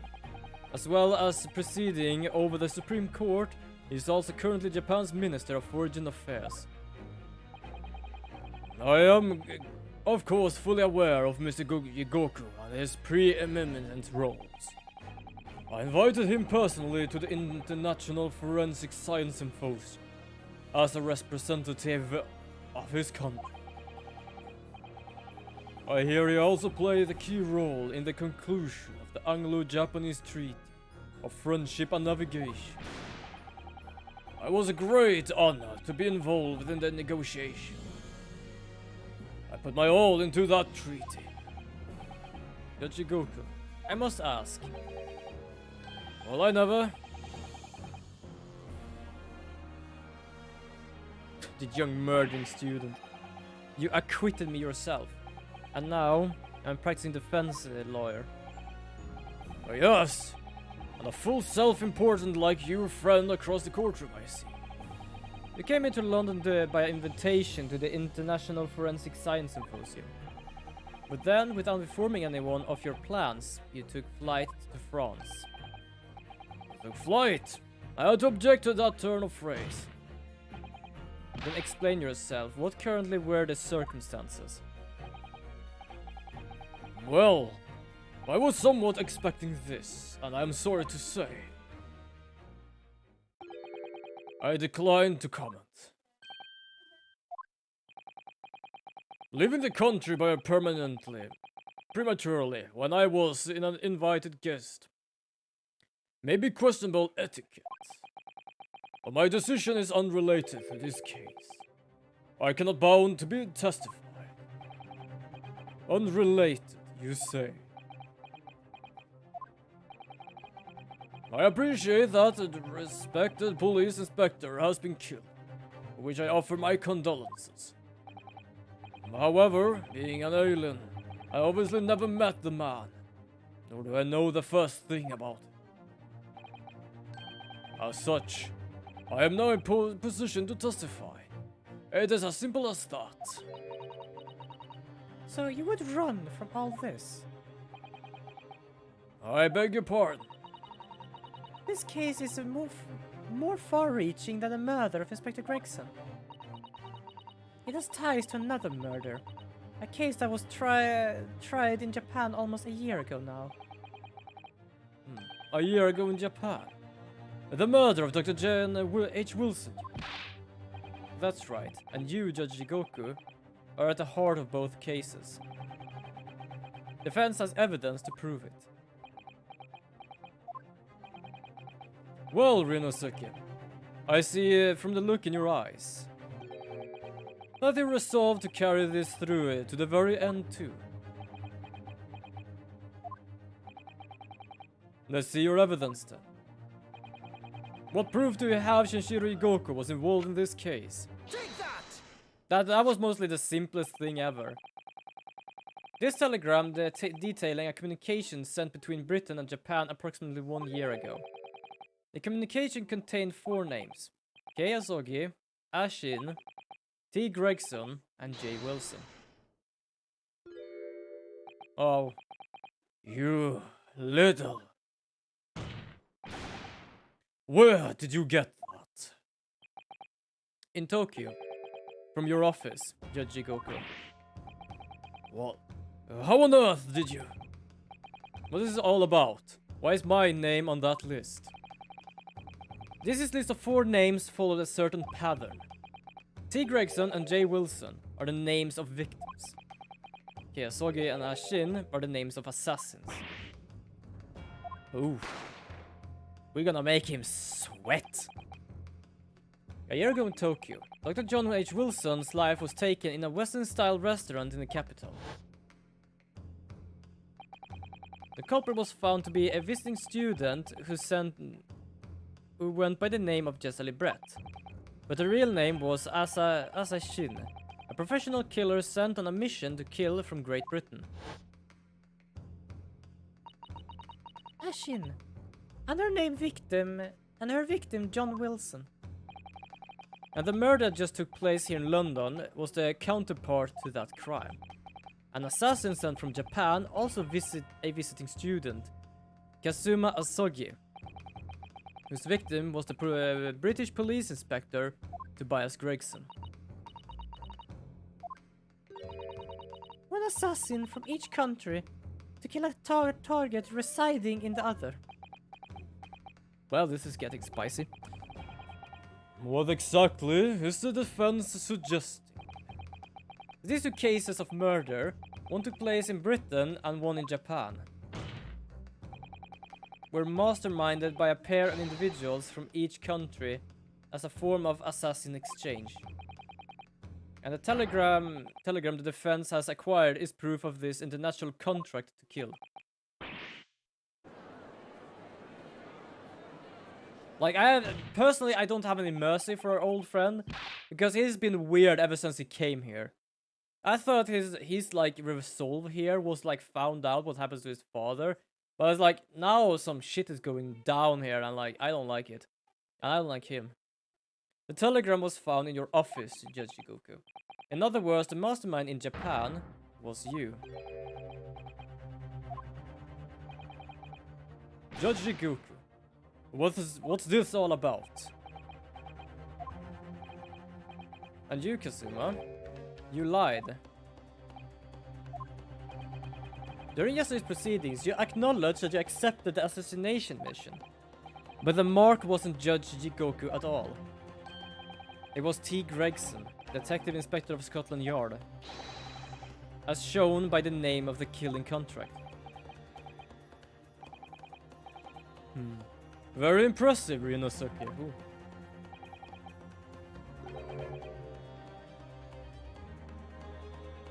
Yeah, exactly. Like, he has grown some balls now. The name of the target I was ordered to kill never passed my lips yesterday. The idea that Shishiro Jigoku was the mark came entirely from you.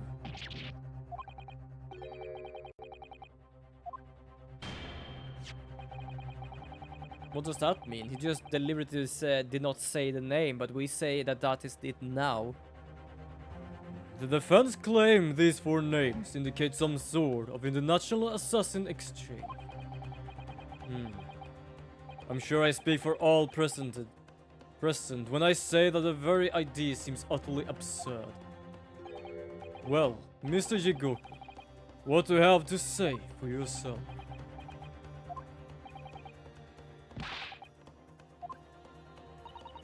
Yeah, it kinda is. Like, if it's just silence, that's just like... That's just there. I just checked the time. Also, if you're wondering about the timer up there, don't bother by it. I'm just gonna have it there. But I have to have a timer or else it's not gonna be able to be there. Judge Jigoku, you have to testify now. To refuse would put you in a contempt of court. This is gonna be interesting. There's no need for such a vicious stare, young man. Very well. As a parting gift to you all, I'll tell you everything I know. It seems the Japanese gentleman has informed information that the court must hear about the alleged assassin exchange and the event of the night of the 31st of October. Present thy formal testimony now. As you wish, my lord. He is hiding something. But first of all, he had this in his trunk. And that is literally the thing that goes on top of this, if you can see there.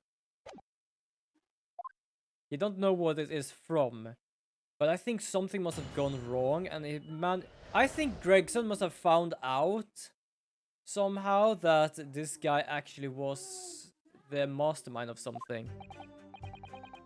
It is true that Kazuma Asaki was assigned the assassination mission 1 year ago. The target was Inspector T. Gregson. That was a condition of the British study tour. However, in the end, something happened. That meant the young man was unable to carry out his mission. On the evening in question, a member of the crew was on duty outside my cabin at all times. If there had been a shot fired, the crewman would have heard it. So clearly, it can't be involved. I can't be involved. There is a fucking bullet hole in your room. What the shit are you talking about, mate? The fuck? So you admitted that as a communications suggests. There really was an assassin exchange agreement between Britain and Japan. A political endeavor at the highest level. Not something I can discuss here. This is a close court. Just talk. Do such worthy practice as a forging study to coerce somebody to commit murder. It's the most appalling thing I've ever heard. Appalling. Is that appalling? Appalling. Appalling? Well, it's easy to judge. Asagi had a reason for taking his sword to that British inspector, you know. Which is why he accepted the mission in the first place. Isn't that right, Counsel?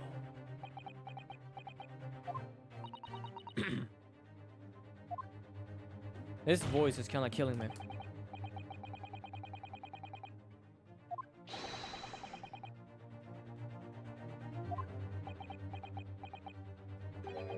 I'm not obligated to divulge that information.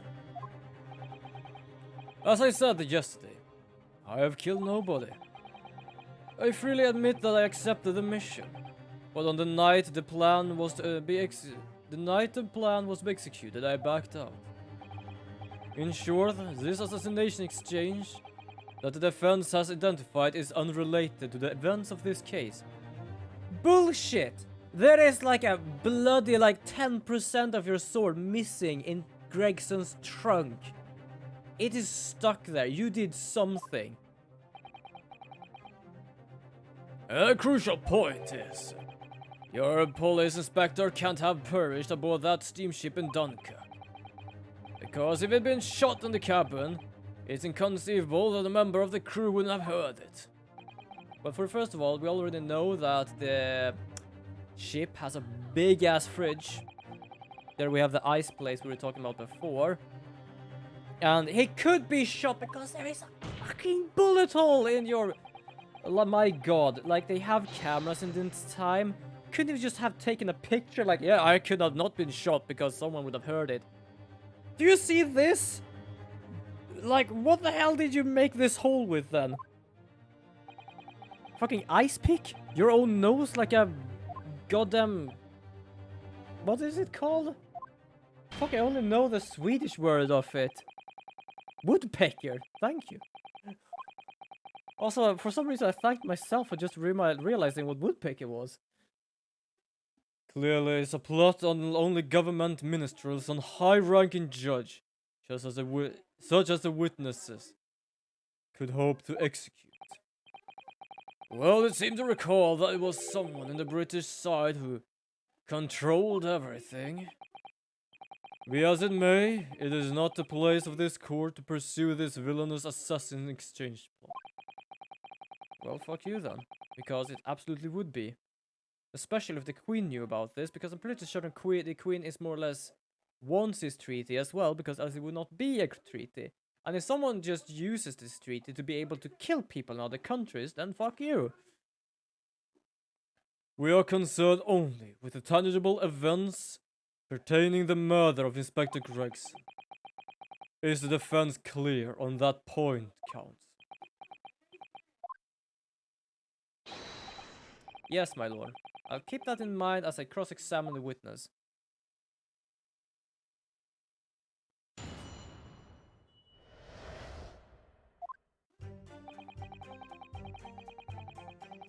Hold it!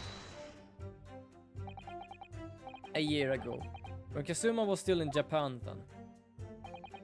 No, correct. It was examination center for applicants for the study tour that I approached him. I'll never forget it. I remember exactly what you say. You just come out and ask me for right if I'd consider traveling to Britain on an assassination mission. Jesus Christ. Hey kid, you want to become an assassin? Fucking hell. It was made clear to me that if I didn't accept, I wouldn't be considered for the study. Ah, there we have the fish slap again. So, you just agreed to it. Just for that. I mean, I know how much you want to study in England, but... assassination? There's gonna be a goddamn wax model of you, because I've seen the place where they are stored. You're gonna be one of those people. The Empire of Japan has accepted a proposal from the British Empire at the time. An agreement to send a student from each country to the others to deepen cultural understanding and friendship. But behind the scenes, the Fusion students were to be given assassination missions. I had no choice but to accept the proposal and originated from my British counterpart. Oh goddamn. He will become an assassin, he'll get Great Britain free of charge. Yeah, it'll be something like that. Britain acknowledged no part in these alleged misbegotten dealings. I advise you not to make surplus allegations. Foraging Mr. Jigo. As a witness, I am bound to tell the truth, my lord. Anyway, I picked a Soggy and explained the details of the plan to him.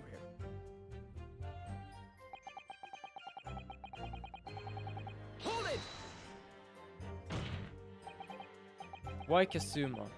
Why did you pick him as an assassin? He was the most capable of all the applicants. In addition, he knew his desire to travel to Britain was very strong. In fact, it was almost more than a desire. It was his whole purpose in life. Yeah, I kinda really wanted to go there.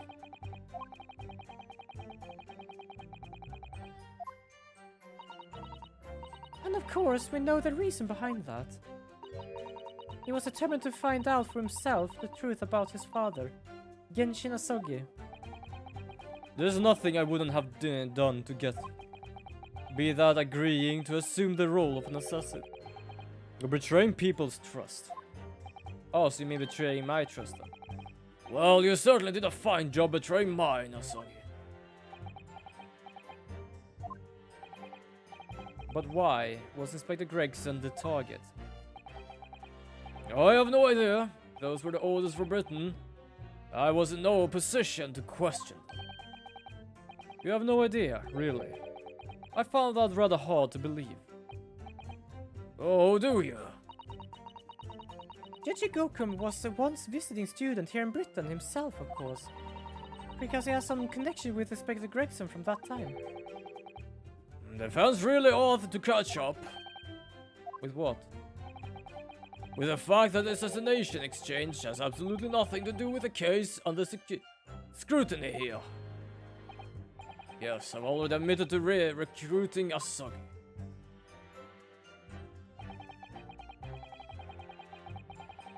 Hold it! Oh, good God. I presume you're referring to the incident that occurred during Kazuma's passage to Britain in January. The awful tragedy that took place on the steamship. Word arrived at the ministry some 2 weeks after the ship's departure from our shores. The visiting student had been killed, but his body has gone missing somehow in Hong Kong. The news was wired to me from detective had placed on the ship to accompany the assassin. Obviously, Kazuma didn't actually die at all, but he did lose his memory, including all the details about his special mission. Did you not consider dispatching another assassin at that point? That wasn't possible, simply because that black-coated young student over there had already put himself forward as Asogi's replacement. And there was no way to stop him from reaching Britain. My hands were completely tied. Well, I guess his tactic actually worked. Huh. He predicted everything that would happen. Months later, my memory returned. But I never intended to go through with an assassination mission anyway. So you were playing me right from the outset, were you? Is that it? As soon as be guilty of that crime that taking someone else's life. Holy crap. I was prepared to do whatever I had in order to get myself here to Britain. But this line of questioning has gone long enough. All the court should be concerned about in the testimony given by this witness are details relating to his relationship with Inspector Gregson and the victim's murder. In that case, as I've already made perfectly clear, I had no connection to the man or his death. Have you no means of substantiating this plea? On the evening question, a member of the crew was on duty outside my cabins on all time. Yeah, chicken stroganoff. Literally his name. And also, welcome humble viewers to the stream I'm holding here in our little kingdom in the corner of Twitch. Grab yourself some snacks and something good to drink, and I do hope you enjoy your stay. Outside your cabin in the first class area of the SS Grus, you mean? Yes, that's right. Not least because there was a murder of a student passenger earlier in the year, I imagine. The liner operations have taken the posting a crewman outside every first-class cabin door. I can confirm the presence of the crewman guard myself. What do you mean? Because I accompanied Inspector Gregson to Dunkirk that night, I witnessed it with my own eyes. There was a well-built crewman standing guard directly in front of the door to the witness cabin. At that particular time, of course, I'd gone to ship's dining room for dinner. Wait, did we say dining room or dinner room? Dining room. It was like dining room, I believe. The inspector and I asked the crewman to allow us into the cabin while he waited for Judge Gokos to return. I suppose Inspector Gregson was there in his capacity as the Reaper. He was intending to take the witness's life. Exactly. As I've said numerous times now, I had no intention of killing anyone. So the crewman let 2 potential assassins into the cabin he was supposed to be guarding. Not the most convincing sentries, really. In truth, those were my thoughts too. But anyway, I stayed and talked with Inspector Gregson for a short while. And then I left him there and made my way off the ship alone. Was the guard still at the door when you went? Yes, he glanced at me as I walked past. You see, that proves it.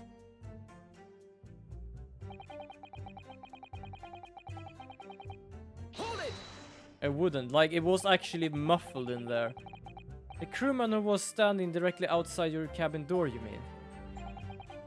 That's right. A muscular man with a permanent grin expression on his face. He didn't once move from that spot. To be honest, I thought he was a miserable fella. But as it happens, he is a vital witness now. There's no doubt that Gregson was killed by a gunshot. And it's inconceivable that the crewman standing just outside the cabin door would have heard that. But wait, what about the ship's enormous steam engines? The noise of them could have drowned the sound of the gun being fired. Sadly, your judicial assistant, that won't wash. You will recall my cabin was in the first-class area of the ship, which is also, of course, the quietest. Don't imagine for a moment that it's anything like the steerage where the juridical assistants go. But a hole like that made by a bullet was found in your cabin. That's compelling evidence that a gun was fired in there. What's that? A bullet hole. Oh yes, you were talking about that detective uncovered in the wall yesterday, I presume. That was obviously a rotten panel eaten out by woodworm. No doubt he didn't find an actual bullet. Okay, now I just have to find a goddamn bullet then.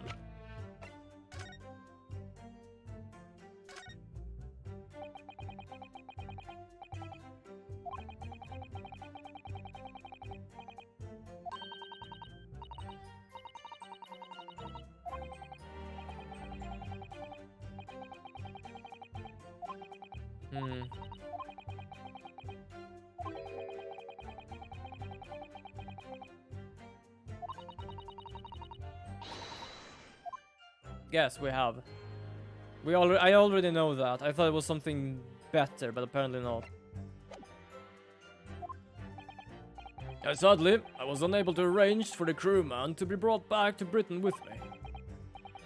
But obviously, if a gun had been fired in my cabin on the night in question, as the defense implies, I'd have been arrested on the spot. Also, I just realized I have actually not moved my chat over here. There we go, now it's gonna be much easier to read, because now the chat is up here for me. You have been arrested on the spot. I would never have made it to Britain in the first place. Very true. The witness's logic is sound. Since no gunshot was heard from the witness's cabin in the night in question, we must assume that the witness is telling the truth. I'm glad to see you've seen sense, my lord.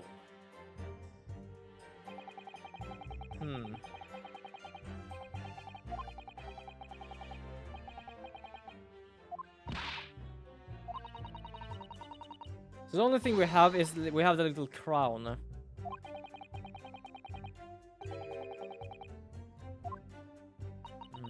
I don't know if our friend double-crossed him or not, actually. On our way, another though. Gregson ended up dead.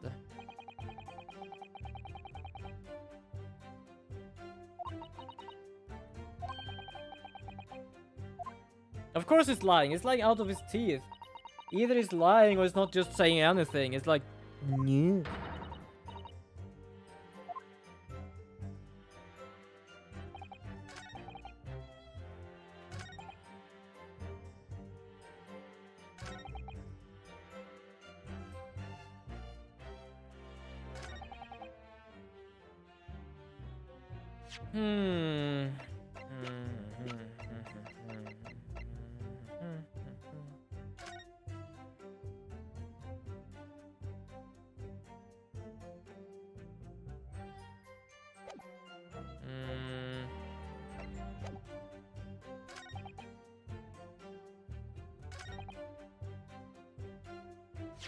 I'm gonna save because I don't trust myself, like always.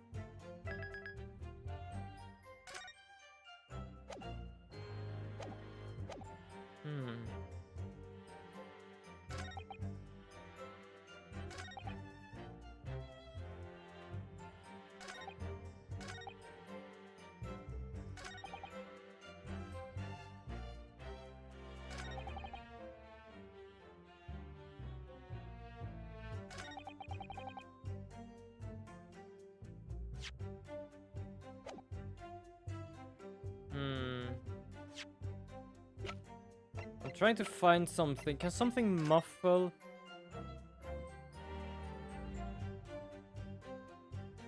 Because this has blood on it. We know that.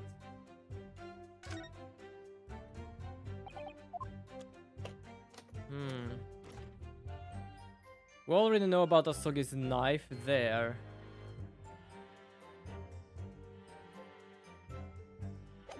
We need to. I feel like we need to find a bullet or something. But I don't know.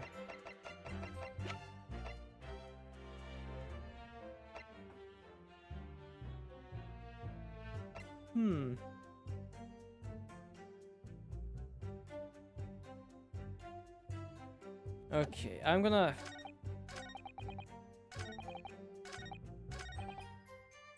It's true that Kazuma Sogi was assigned the assassination mission 1 year ago now. The target was Inspector Gregson, that was condition of the British study tour. However, in the end, something happened that meant the young man was unable to carry out his mission. On the evening in question, a member of the crew was on duty outside my cabin at all times. If there be a shot fired, the crewman would have heard it, so I clearly can't be involved. I feel there's something that's gonna be here, because this is like what we need to figure out.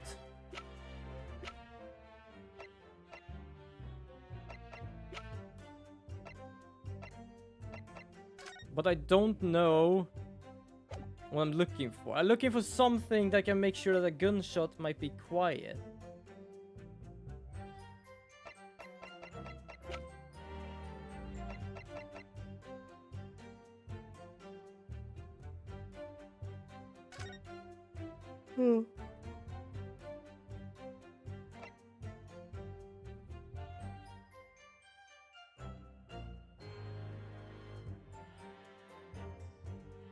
Okay, yeah.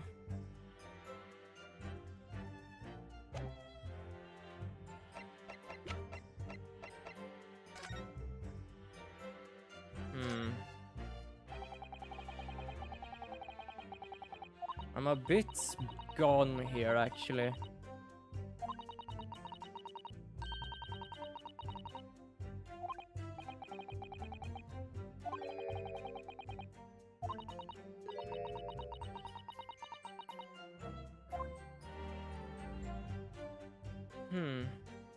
Okay. That doesn't really tell us much.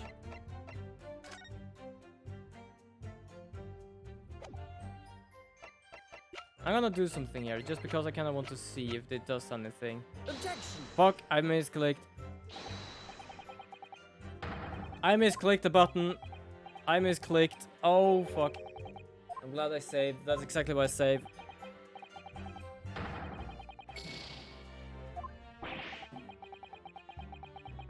I was supposed to see if I could like put them together or something.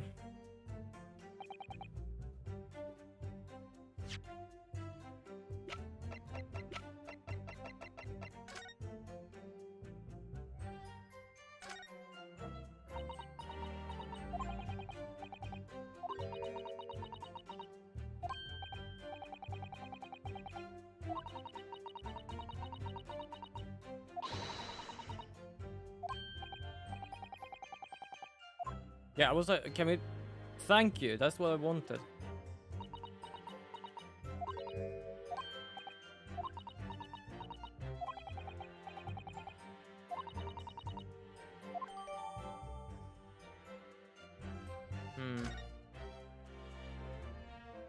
Well, that doesn't help us now, really.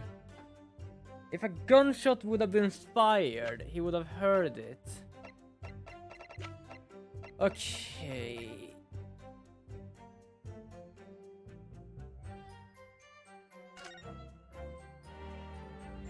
You cannot use this as a silencer. I actually don't know. Like, I have no clue, really. I feel like I'm overthinking it. I am actually gonna check, because I don't know. Press statement 5.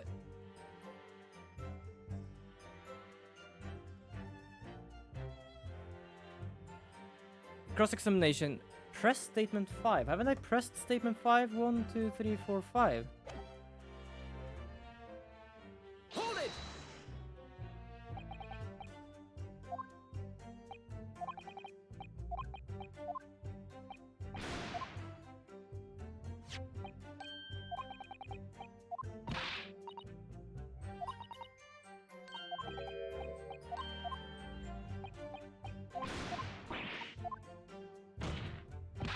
I did say what actually I use here as well, but I don't understand why.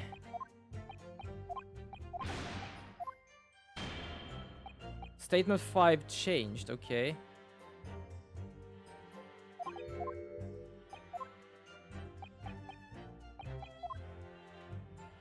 Also, that was unfortunately the last one, so we have to go through this again.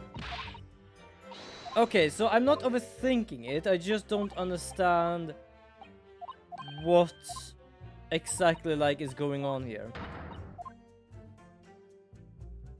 No problem, Turtle Girl. I'll continue here for about like 30 minutes or something. But have a good evening and have a good rest of days until next stream. So this thing, I am apparently gonna present this. Objection! The fuck? I am missing something. Okay, so...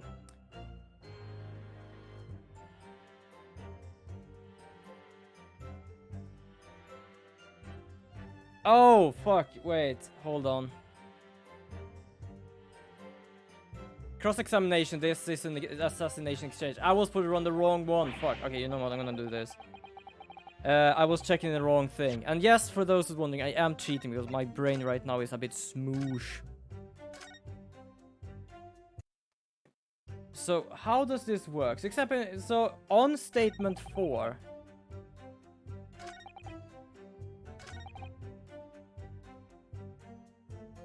present small component. No, present... Oh, fuck, I forgot I had that. Evacuation drill. Objection! I forgot I had that. Yes, as the court has heard, there was a crewman posed outside Judge Jigoku's cabin. However, we can be sure that contrary to the witness's claim, the guard wasn't there at all times. What? I have a notice of a particular event that was scheduled to take place on board the steamship on the 31st. Well, where did you get that? It's evidence gathered by Mr. Herlock Sholmes. You were acquainted yesterday, if you remember. According to this itinerary, after leaving the port Dunkirk at exactly 10 PM and for a period of 20 minutes, All crewmen of SS Grues were together on the deck for an evacuation drill. All crew members were away from their posts. And during that 20-minute interval, of course, any gunshots emanating from the cabin would have been heard by no one. I didn't actually ever get that one because for some reason I had the drill notice there. But for some reason I was so focused on like, okay, so how can you not hear a gunshot? I was like, how can it be muffled? It's not muffled, there was just no one there. I forgot I actually had that one. In summary, Georgie Goku, you had an ample opportunity to commit a crime. Objection! A 20-minute window of opportunity. That's an excellent find, Ryunosuke. But it amounts to nothing. Why? Because the witness clearly stated in his testimony that no incident occurred in his cabin. Unless you have some decisive evidence that can show his testimony to be false. Your accusation is nothing more than a conjecture. Very true. Well, counsel. Yes, we do have. We have the crown. Inspector Gregson was killed in Judiko's cabin that night. I'm certain of it. Because the defense has the evidence to prove it. You will present the evidence for the defense at once, counsel. What proof do you have that the victim was taken in Jikoko's cabin on the 31st of October? Take that! Yachigoku, this was found in your cabin yesterday. What is that? A crown of a pocket watch. And if you will observe, the victim's pocket watch, which we know he treasured, is missing precisely that part. It can't. Moreover, this crown is a perfect fit on the spindle protruding from the victim's watch. Now, the fact that this was retrieved from Jigoku's cabin tells us that the victim's watch almost certainly broke there.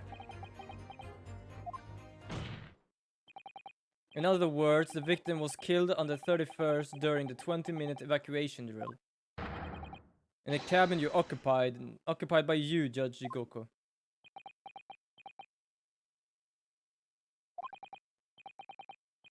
Well, you're razor sharp, aren't you, young murderer? He still calls me that, what the fuck?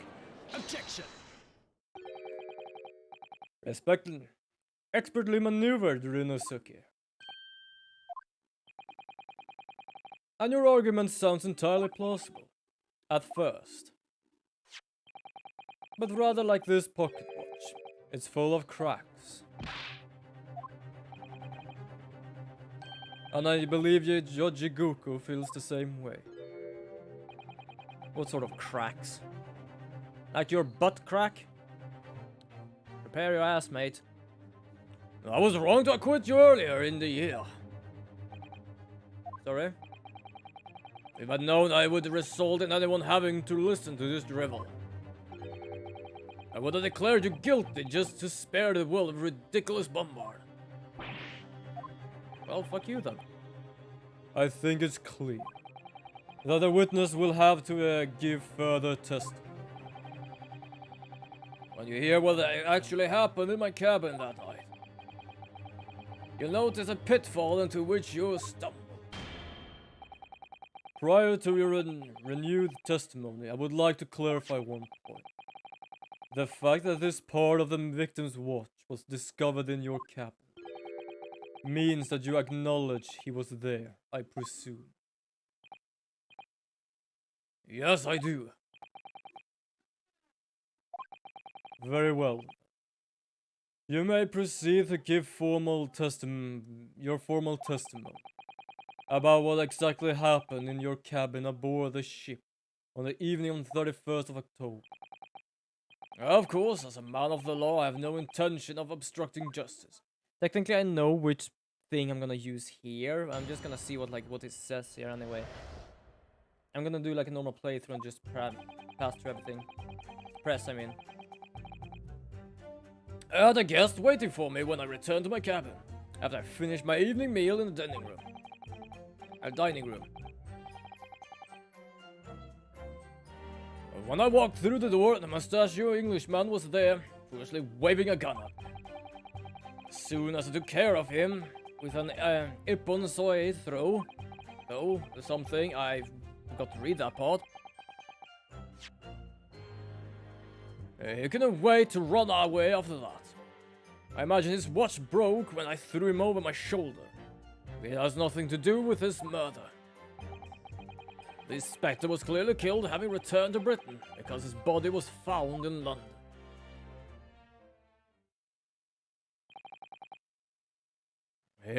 Ippon-soy.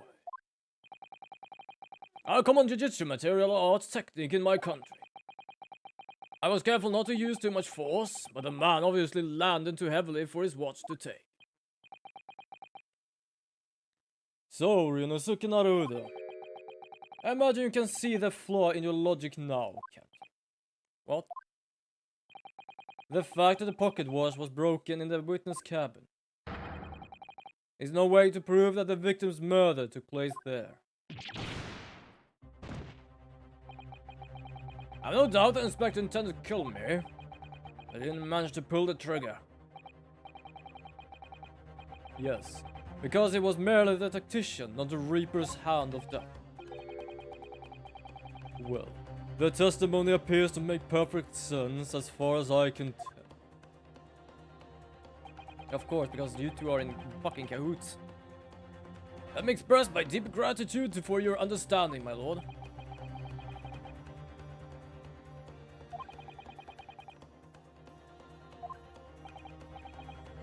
Well, counsel. I really see no wasting precious court time here on a cross-examination.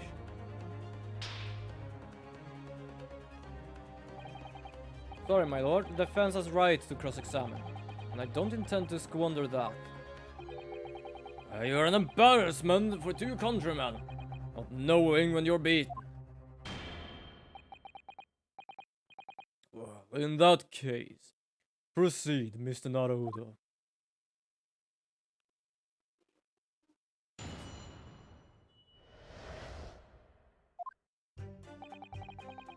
I had a guest waiting for me when— oh, I'm done this.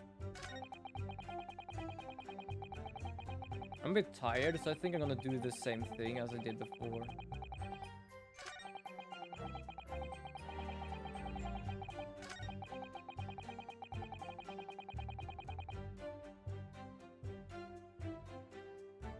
I'm gonna press this. But there's no evidence that proves that the victim ever returned to London alive.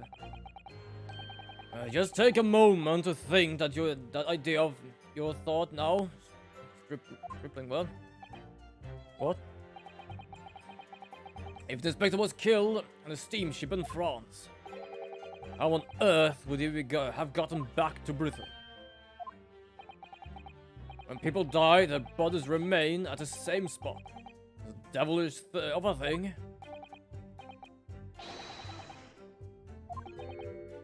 Oh, exactly. Carrying a corpse of a ship in your arms would raise a few eyebrows at least, don't you think? I know exactly how.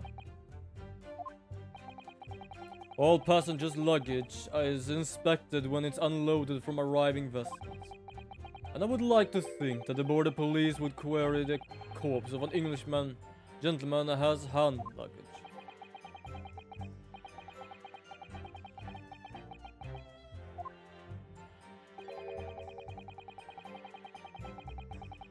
Yeah, actually, why didn't he do that then? Because apparently he has been killed there, we know that.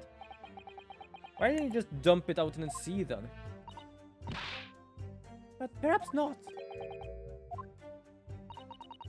We heard that the first-class passengers were under constant scrutiny by the crewmen posted guard to them, which would mean that the culprit had no opportunity to dispose of the body in the sea. Okay, that's a fair point. Thank you, Susato. So transporting the body to Britain may have been the only viable alternative. Dear me. You really are new to this, aren't you? I thought I'd been perfectly clear, but it seems like going to have to explain in words you can't understand. I ought to alter my testimony, with your consent, of course, man. This I know what I'm supposed to actually press on, because I did see it before. I misread on the last part. There's no possible way I could have transported the victim's corpse back to Britain. And this is where we use this one I did before. There's no possible way you could have moved Inspector Gregson's body, you say? I would say the opposite is true. Just eating some nuts here as well. And what's that supposed to mean? Far from it being impossible for you to do. The transporting of Inspector Gregson's body back to Britain is something only you could do. What are you talking about, Ryunosuke? As well as being a judge, Mr. Yugoki is also Japan's Minister of Foreign Affairs. Which means he's exempt from having his luggage searched when he enters the country. We learned that when we first met you upon your arrival in London.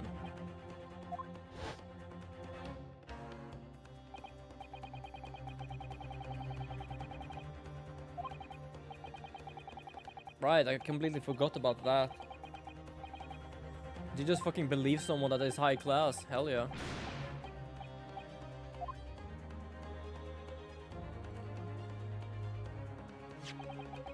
I presume you recall this, Judge Jigoko. It's a photograph we took when in the foyer of the hotel to mark the occasion. As the court will note, you have with you a large travel trunk. Large enough, in fact, to have a corpse inside. He hid himself in there and he's like fucking so much taller. 3 days ago, when we were chatting innocently with the new arrivals from Japan in the hotel, the body of Inspector Gregson was just meters away from us. Because he did say he just ordered the ticket on arrival, which means he didn't want anyone to just find the clothes and the bullet hole in his room. Because it's like, why is the clothes here? Because it's a fucking body inside the trunk.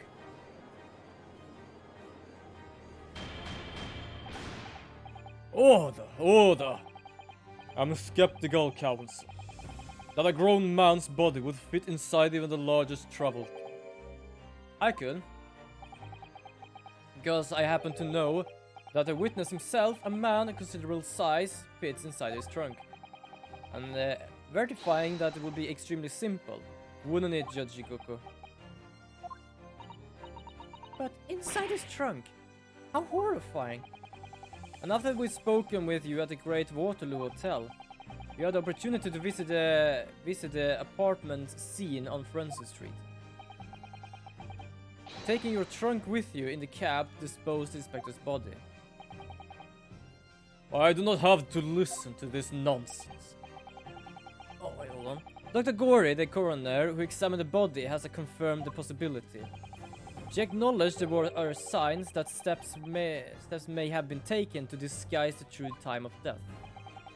The onset of the body's decomposition would have been delayed by storing it in a refrigerator. Counsel, as I remember explaining yesterday, refrigerators of the required size are few and far between. Yes, I'm sure they are, but one place is certainly found is on a large ocean liners. Such ships are equipped with electrical refrigerators, cold rooms to keep food fresh on their long sea voyage. And the SS Cruise is no exception. Professor Mikotobak told me about it only yesterday. Well, Judge Jigoku. However much you prolong this debate, you can't eliminate the truth. All the evidence points to you being the killer.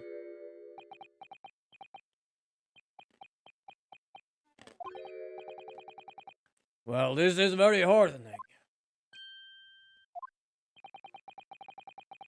I can see that was wise move Wise move letting Asogi and you embark on this study tour.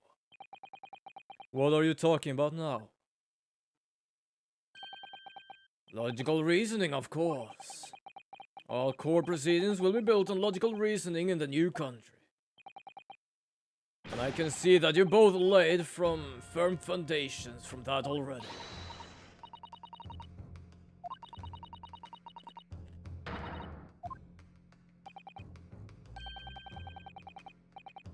Respond? There's no real need for me to respond, is there? Because before you can even begin to answer the question of when the killer victim was killed, you must first establish one key fact. Where was the victim killed? It's quite logical. The actual scene of the crime. The prosecution's stance is unaltered. The killing took place on Frenzo Street when the gunshot was heard.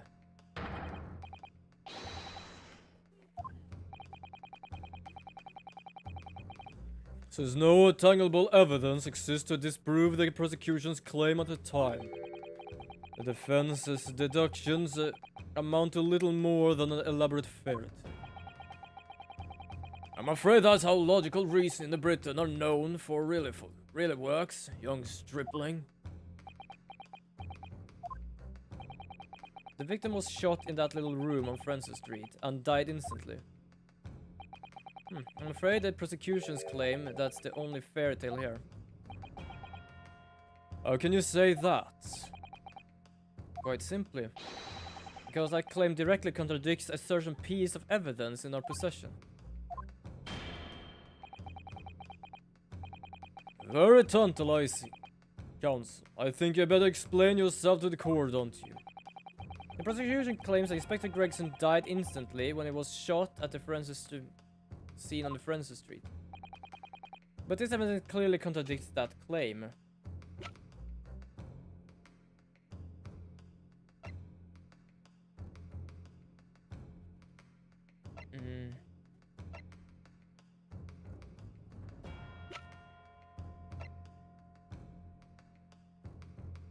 Okay. No. Not there. No. No.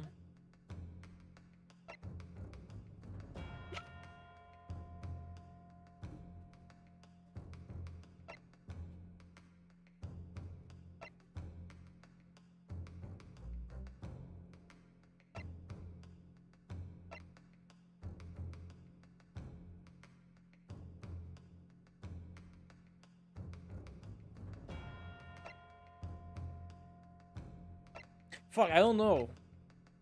So, something contradicts that he was instantly killed in the room. What exactly was that?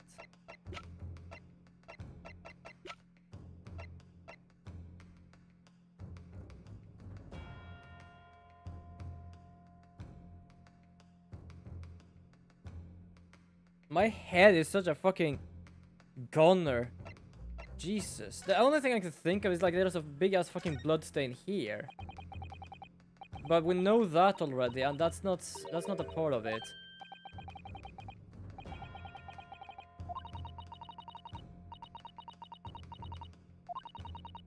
The only thing I can think of is literally the coroner's talk about time being altered.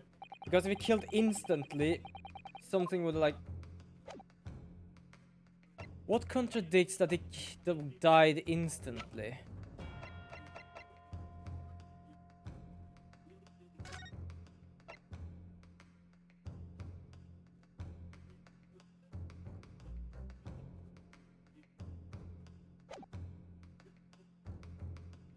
I don't fucking know. I'm gonna try. I'm just gonna try. Not because I don't know.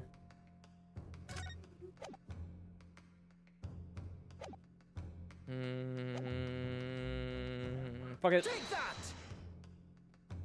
No, not so.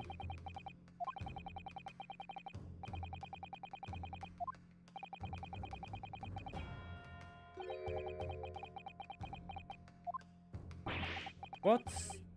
Something said he died instantly.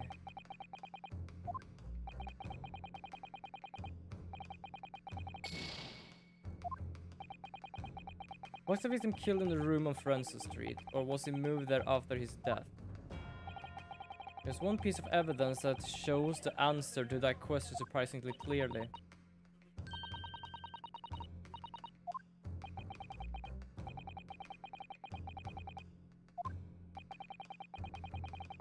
Clearly?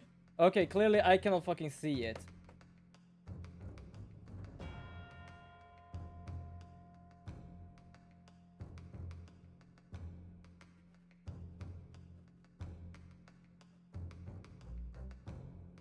Small component. Press 5. 5 changed. Command on photograph. Present.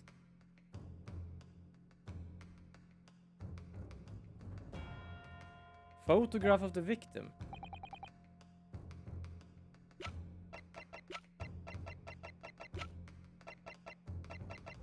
Take that! Okay.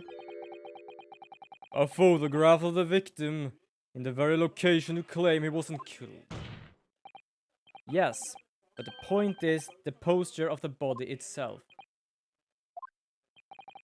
If Inspector Gregson has been shot there in that room, it's out of question that his body would have been curled up like a bone in a ball like that. I'm sorry to disappoint you, but your logic is flawed. You'd easily adopted that fetal position due to the pain of the shot. Objection! I'm sorry to disappoint you, although that does make sense. I didn't think about that. I'm sorry to disappoint you, Jojiguku, but it's your logic that is flawed. What? According to his autopsy report, the victim died instantly. He would have felt no pain. He must have been able to draw himself into that position. Which begs the question, why the victim's body is curled up in that way? So the answer would be absolutely clear by now. You are suggesting. The inspector's body took on a posture ahead of its arrival on Francis Street before it was coldly returned out on the floor from the inside the large travel trunk.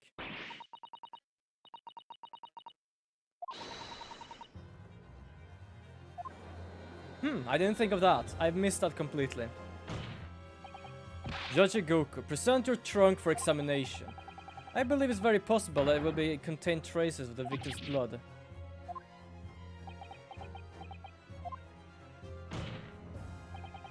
Present my trunk? I refuse. On what grounds? I am the Minister of Foreign Affairs from the Empire of Japan. I shouldn't have to put up with this treatment just because of some stripling's baseless accusation. In other words, Jojiguku, there is blood in your trunk. I decline to answer that. Objection! At this moment, you're not a government minister.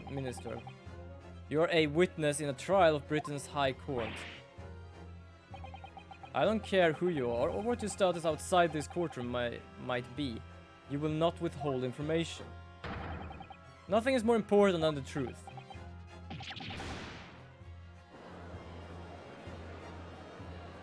This stream might actually end on a goddamn cliffhanger. Order! Order! Well, Mr. Jojiguku, what is it to be? You can't be serious. You did it?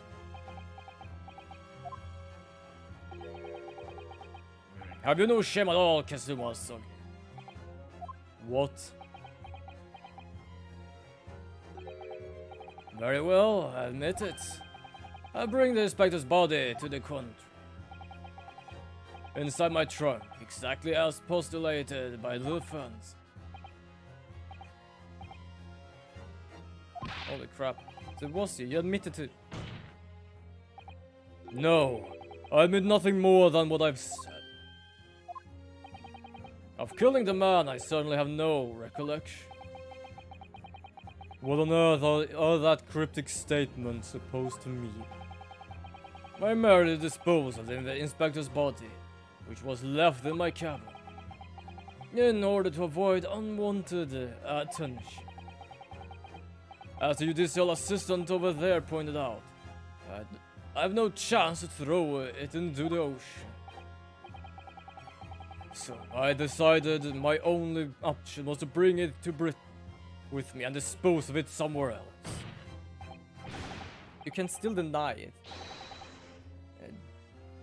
If you didn't do it, then who on earth killed the man? As you know, there was one other person in my cabin that night. He had opportunity. And moreover, he had already accepted the mission to take the inspector's life. That's right. Who else could have done it? It was you, Kazuma Asagi.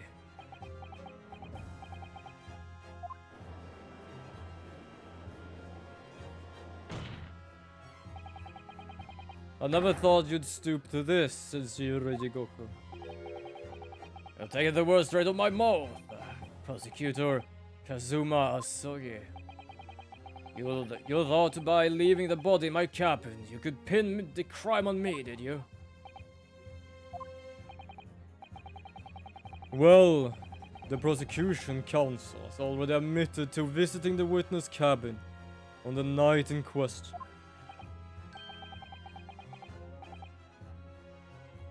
Yes, on an assassination mission, no less. So, what do you make of that, young stripper? You have heard my testimony now, and that's all I have to say on the matter.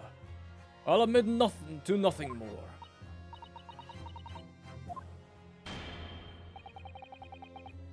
Counsel for the defense. What is your position now? The court awaits your response to the witness assertion. The assertion that on the night in question, the victim assailant was in fact Mr. Kazuma Asagi.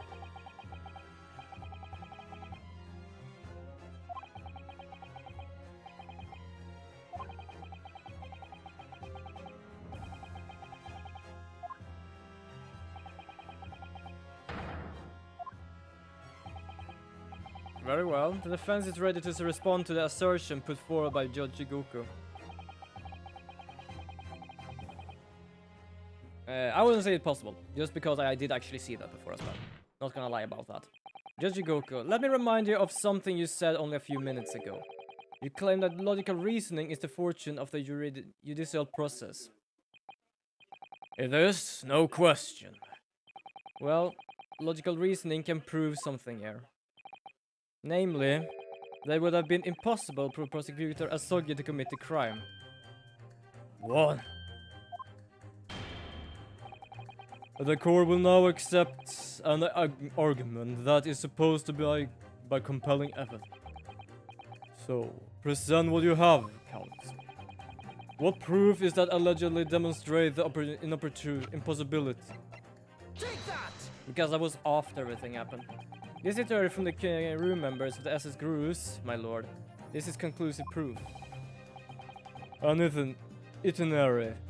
How does that prove anything? Judge Goku, the moment you acknowledge that you found the victim's body in your cabin, this itinerary suddenly become much more significant. What? Why? On the night in question, as always, a crewman sentry was on guard outside your cabin door. As long as he was there, nobody could have fired a shot inside the cabin. Absolutely. Because it is inconceivable that the guard wouldn't have heard it and come to investigate. So that tells us that the crime must have taken place when the guard was elsewhere. And that narrows it down to 20 minutes just after 10 o'clock as indicated in the itinerary. Yes. I see no flaws in your reasoning so far. But the crucial point is, when the evacuation drill took place, the steamship had already put to sea from the port of Dunkirk. Now, clearly the murder would have been committed by somebody who was aboard the vessel at the time. But Prosecutor Asagi stated yesterday's proceedings.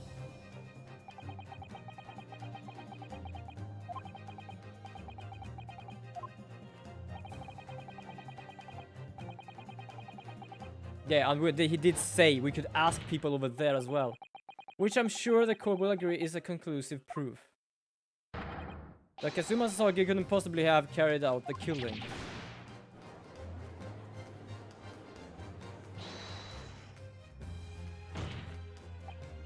No, absolutely not. I don't accept that at all. What do you mean? The boy is just saying that exonerate himself.